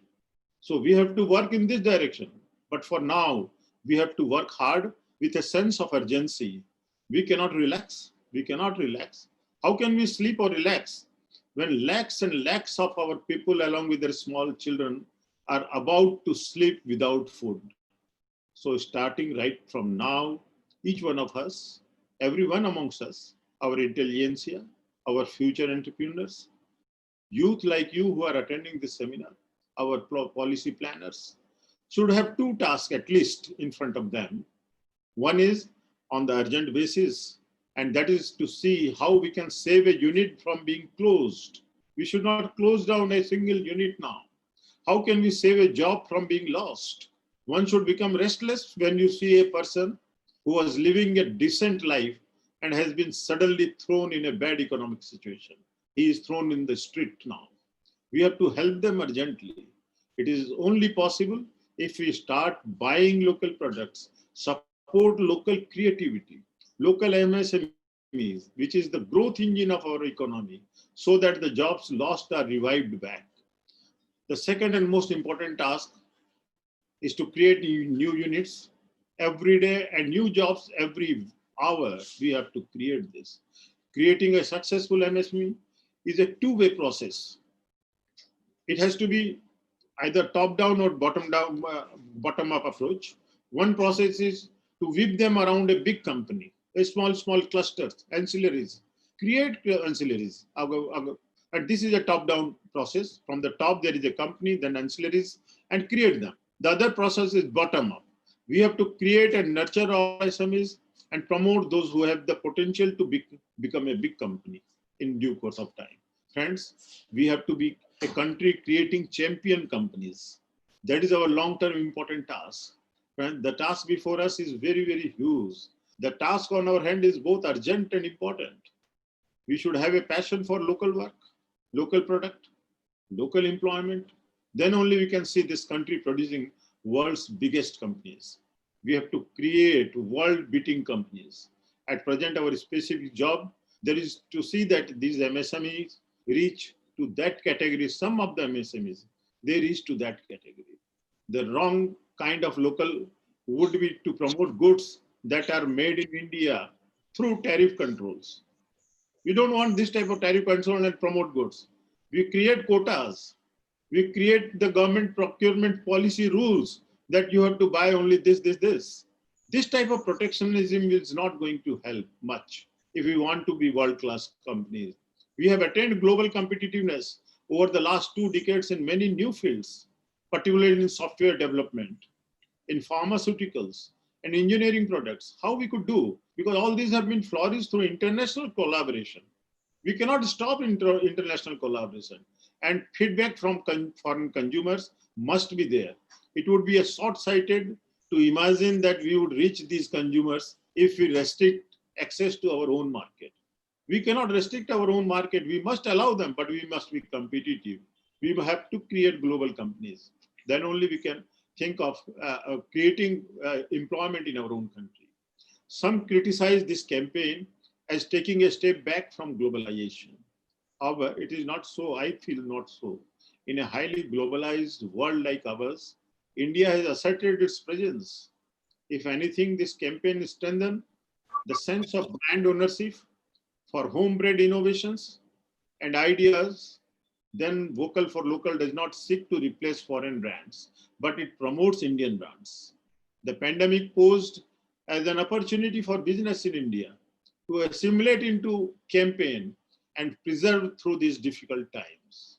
The breaks in the supply chain during the COVID exposed vulnerability of the business ecosystem.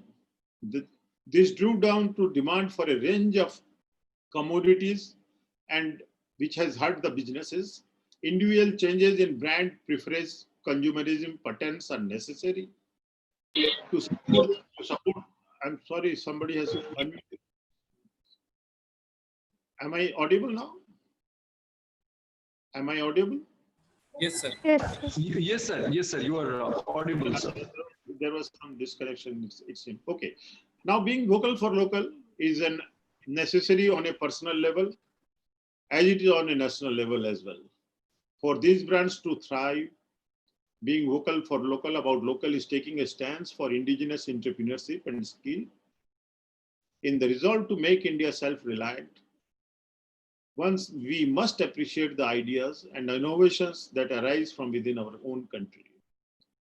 Now, government must not think it needs to create winners, but that it must foster the right environment for winners.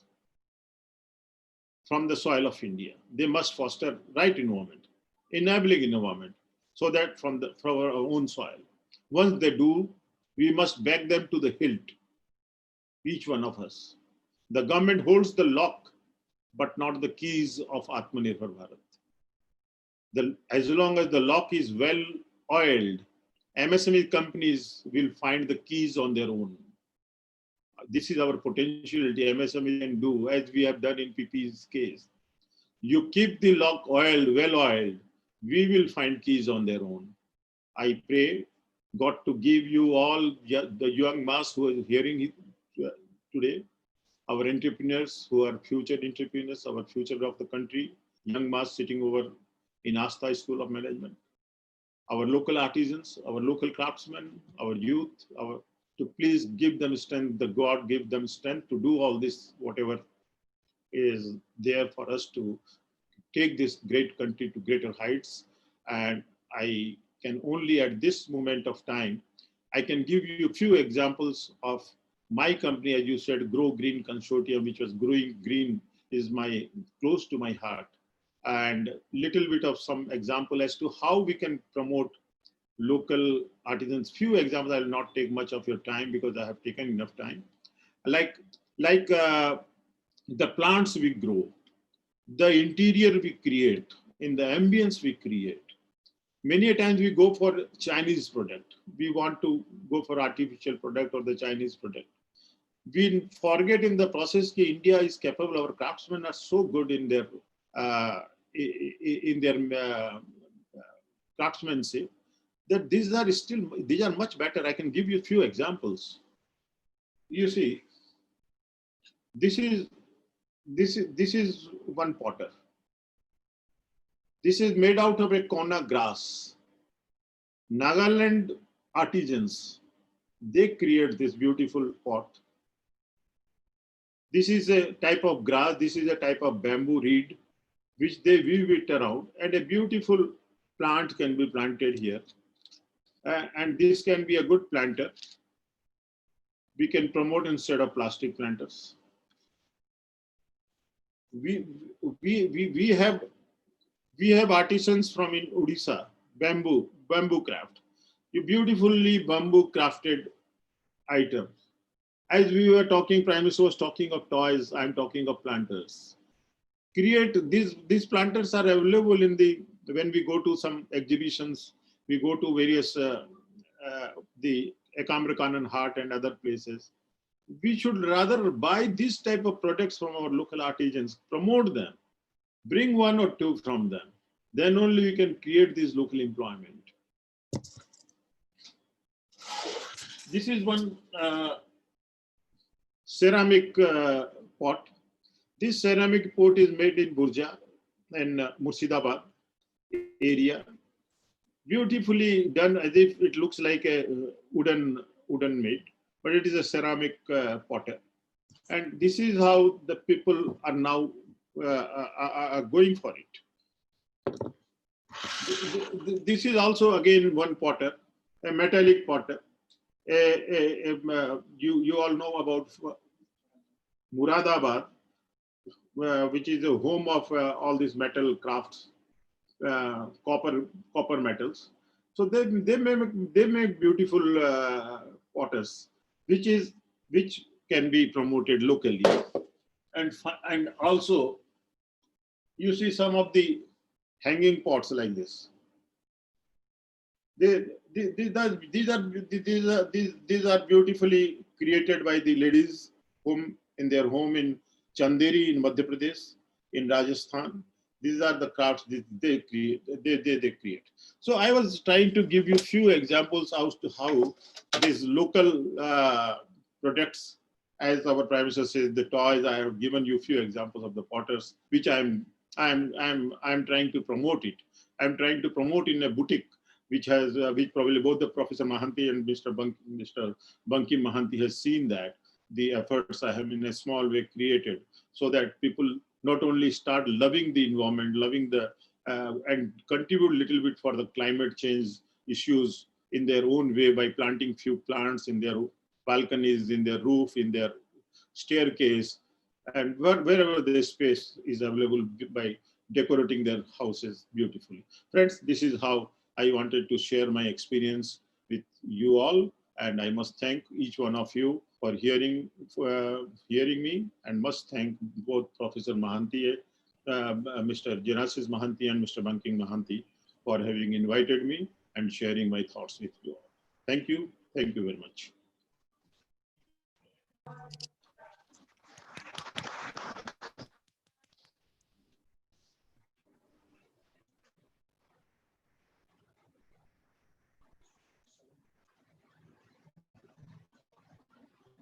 Thank you so much, Sri Ashok Kumar Adda sir, for walking the talk.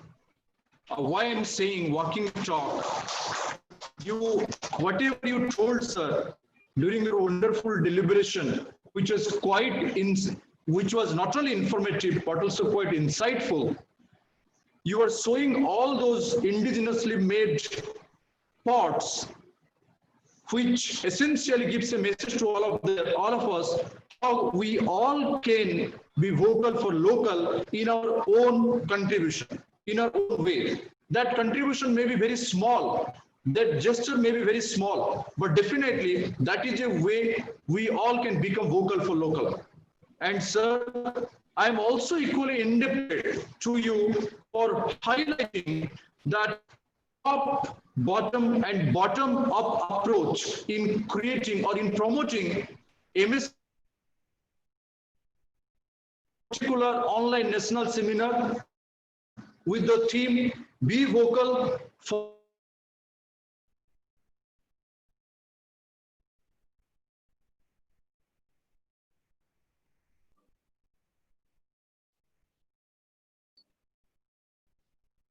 Because the bandwidth is low. quite indebted to you and to express my indebtedness of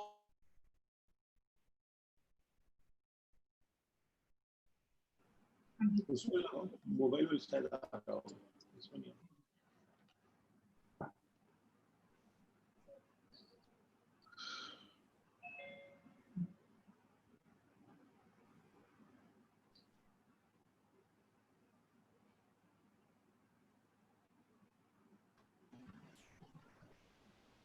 You have a network issue. Yes, sir. Have a network issue. Sir, thank you very much. Network glitch from our side. We are indeed indebted to you for gracing the inaugural ceremony as our chief guest, and allow me to express my indebtedness to you through the following lines, which I have crafted especially for you. Sir, you are viewed as an agile entrepreneur. Your belief that excellence is not an act, it is a habit, has made you a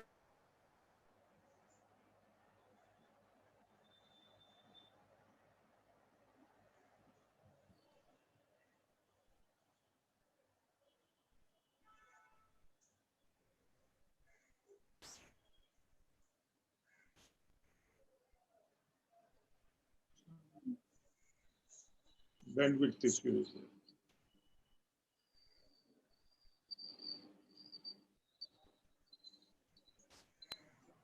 Once again, sir, I take your permission to express my indebtedness through these following few lines. Please allow me, sir. Sir, you are viewed as an agile entrepreneur. Your belief that excellence is not an act, it's a habit, has made you a persona of magnanimous stature. We salute you are indeed a glittering jewel in the crown. Thank you very much, sir. Ladies and gentlemen, let's put our hands together to greet Sri Ashok Kumar Sarda for being the chief guest of this inaugural ceremony. We are truly indebted to you, sir. Thank you very much.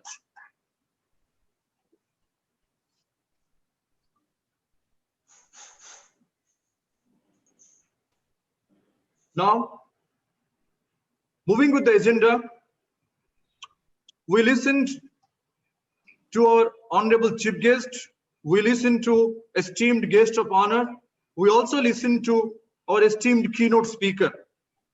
And I think the tone for the national seminar, for this online national seminar has been set.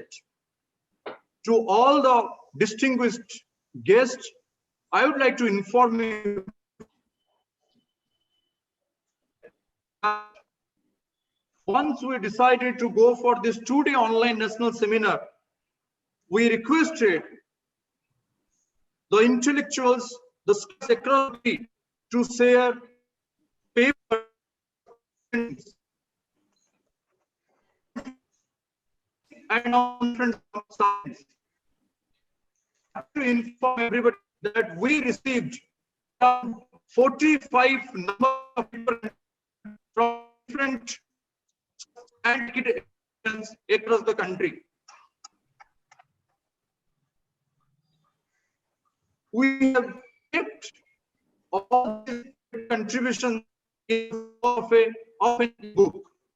Now, I request Honorable Chief Guest Sri Ashok Kumar Sarda to announce about the unveiling of the ebook. Once Sri Ashok Kumar Sarda announces, unveil the ebook will be unveiled in the digital platform. Please, sir. It's a privilege, Professor Mahanti, again for me to unveil the e-book on the occasion, which you are publishing on behalf of the Asta School of Management. And I am sure this e-book containing all the articles, the papers, will be a very useful document. And I look forward to having such a book on my laptop so that I can go through it and react if possible in due course of time. I really feel it a privilege to unveil it. Thank you very much. Thank you very much, sir. Here comes the unveiling of our ebook.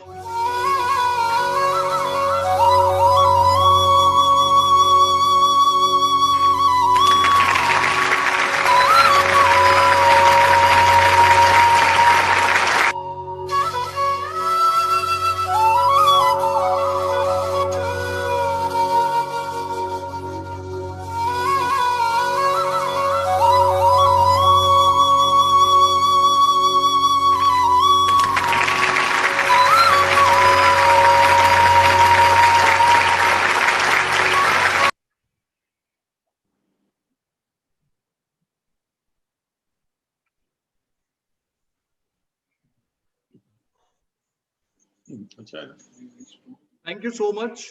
Thank you. I must thank the entire technical team for doing the wonderful thing, for unveiling the ebook on this digital platform.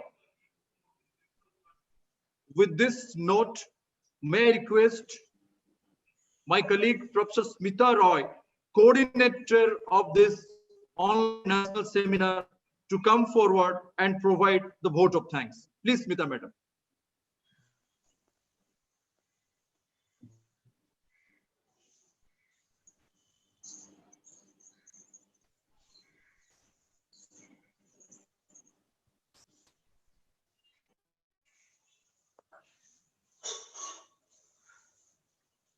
Honorable Chief Guest for today's online national seminar, Shri Ashok Kumar Sarda, esteemed guest Shri Lalitkar,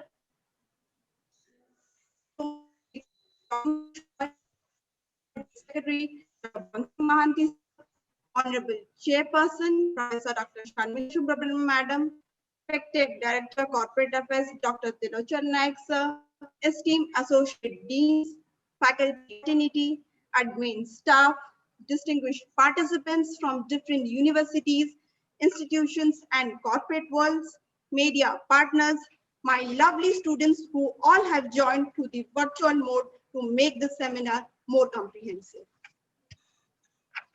A very graceful and warm afternoon to all present in this online platform.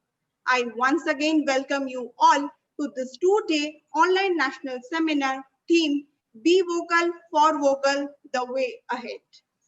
Vocal for local. All the dignitaries have inculcated their speech in a very unique and wonderful way. I just want to take a small moment to say, really, time has changed in a radical way. The mission that has been coined by our Prime Minister, or a new mantra for the nationwide local ke liye bane vocal, taught our nation the importance of local.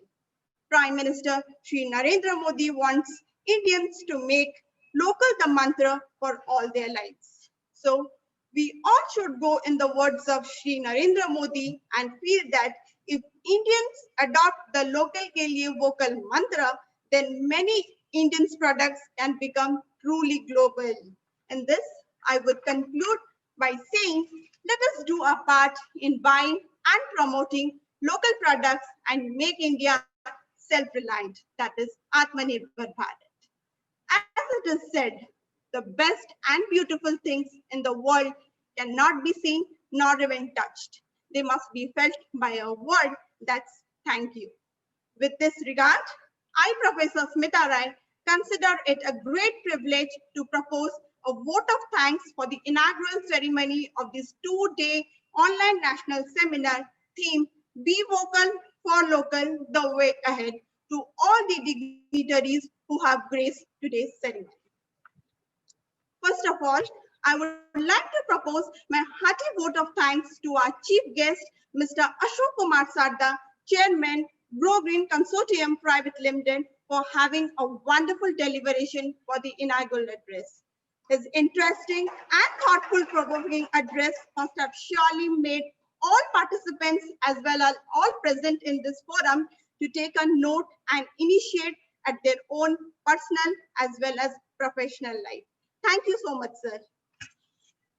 Here I move down to guest of eminence. I, on behalf of Astor School of Management, extend my sincere thanks to the guest of eminence, Shri Lalit Kar, Senior Vice President, HR, Reliance Industry. Your presence today in this ceremony has immensely extended and enhanced its importance. We are extremely grateful to you, sir, and we are very grateful for your insightful address. Thank you so much, sir. Next, I move down to our keynote speaker. What can I say about him? A big thank you to our keynote speaker for today's online national seminar, Dr. Piyush Roy, author, critic, curator, and filmmaker. Your address was really very unique as always because of the novelty of your ideas as well as the style you say and you do. I'm sure the participants, students, and all present here will have a lot to take away from your wonderful, energetic speech. Thank you, sir, for your enlightening address in this inaugural ceremony. I'm really grateful to you, sir. Thank you so much. In this regard, I would take this opportunity to extend my sincere thanks to Honorable Secretary, Sir, Dr. Bankim Mahanti, for his enormous cooperation in this online national seminar. Thank you so much, sir, for bringing this vision into reality. It is okay to make mistakes as long as you learn from them.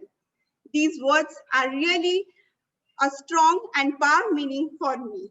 In this regard, I would thank Honorable Chairperson of this two-day online national seminar, Professor Dr. Sharmila Subramaniam Madam, for her presence, guidance, and being the catalyst that stimulated all of us to do our best.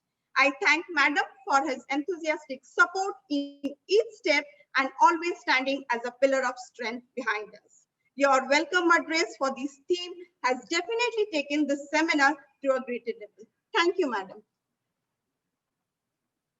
It's my pleasure to host all the participants on the two-day national seminar 2020 theme Be Vocal for Local, the Way Ahead. I would like to take this opportunity again to thank all the paper presenters and contributors who have contributed in this national seminar. Thank you all for your effort and expertise that you have shown in this paper. It seems all the participants are really very enthusiastic for the session to start up. Even I am fortunate to have some eminent persons from academy as well as industry. I'm sure all the participants will be surely benefited by attending this 2-day online national seminar. Thank you all. Good luck wishes. Here I come down to the anchor. I convey my sincere thanks to the anchor for the inaugural ceremony of the online national seminar, Professor Jinasis Mohanty sir, for his remarkable deliberations and address to the August gathering. Thank you so much, sir. As no program can be successful with a single person, so I extend a big thank to all our faculty, fraternity, admin staff, and the support and active participation for this seminar. Thank you all for making the seminar success with your higher contributions. I express my sincere thanks to our media partners, both electronics as well as print, for the coverage of this online national seminar. Lastly, I would come down to my lovely students who all have joined in the seminar, hoping to get more ideas, more views on the theme. I hope you all will find this seminar very helpful and informative. Thank you all for your active participation. I once again express my gratitude for all being a part of this online national seminar theme, Be Vocal for Local, the way ahead. Thank you all. I request all to stand up for the national anthem.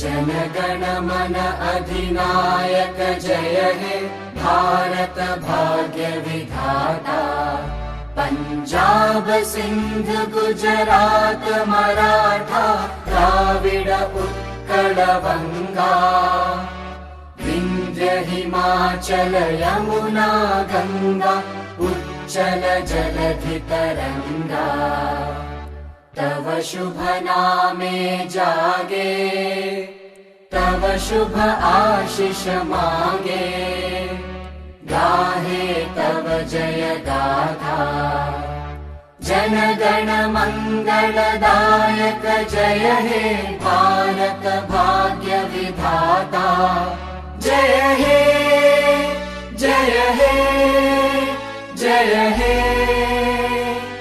जय जय जय जय हे।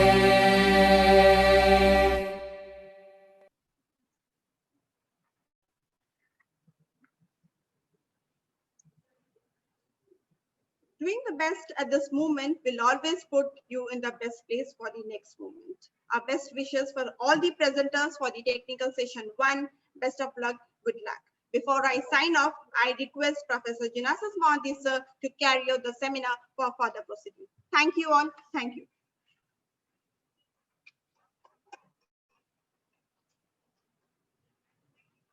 Thank you, Smita madam, for speaking so well and giving the vote of thanks. I would just like to inform all the esteemed participants, distinguished guests, that the theme of the seminar is Be Vocal for Local, the way ahead. And I just made an emergency entry like this because we got some message from a local company which has actually become a global company right now. It is none other than Gupta Power Infrastructure Limited, GPIL, which wishes good luck and all the best to Astha School of Management for this 2-day online national seminar. The impact of organizing this national seminar, I think, has already been on the industry, on the corporate houses. I think that is the reason for which one of the local company from Odisha itself, which has become global, started sharing their best wishes with us. We express our sincere gratitude for the authorities of GPIL for this wonderful gesture. Thank you, everybody. Ladies and gentlemen, before I sign up, I would just like to inform you in a quick note that sharp at 1:50 p.m., we all should log in for the next session. The next session is all about the technical session 1, policies, practices, and promotions. Please allow me to inform to all of you that Dr. Tusharkant Pani from Ravenshaw University, Cuttack, has consented to be the chairperson of the technical session 1, and Sri C. Chandrasekhar, the managing director of Catalyst IT Solution Private Limited, has agreed to be the resource person of technical session 1. And I believe my colleague Professor Sabyasachi Pradhan will do wonderful thing as the rapporteur of the technical session. So we'll right now log out and we'll again re-log in at 1:50 p.m. Good day. Thank you very much.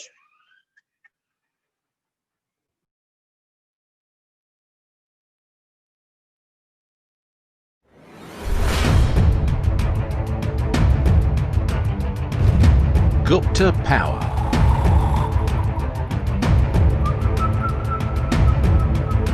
Gupta Power stands an epitome of power. 59 years of travel since 1961, contributing to excellence and perfection.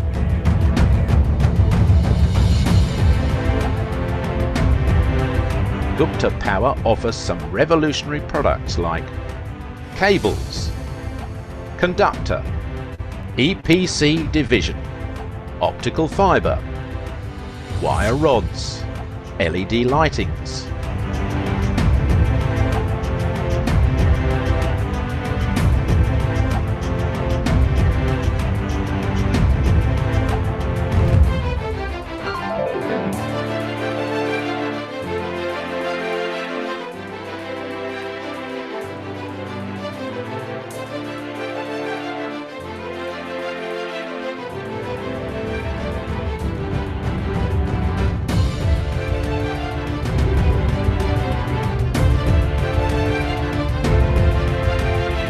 We trade with lots of prestigious domestic and international clients who are satisfied with the quality and services.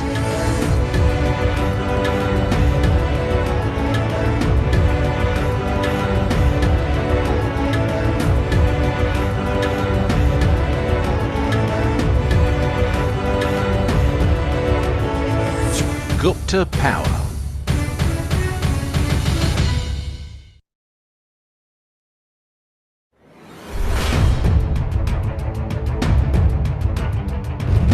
Gupta Power.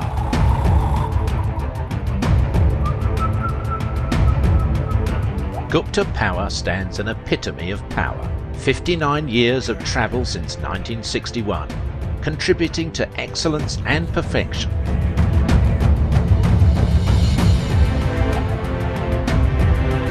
Gupta Power offers some revolutionary products like cables, conductor, EPC division, optical fibre, wire rods, LED lightings.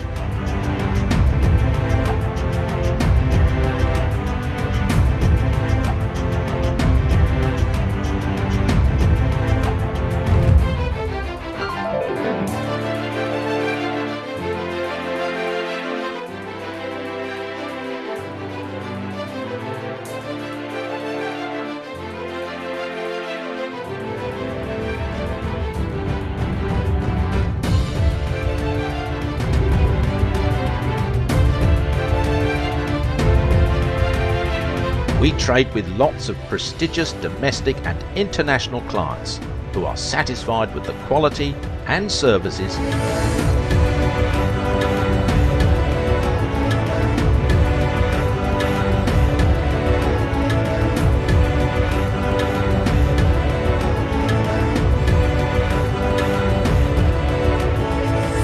Gupta Power.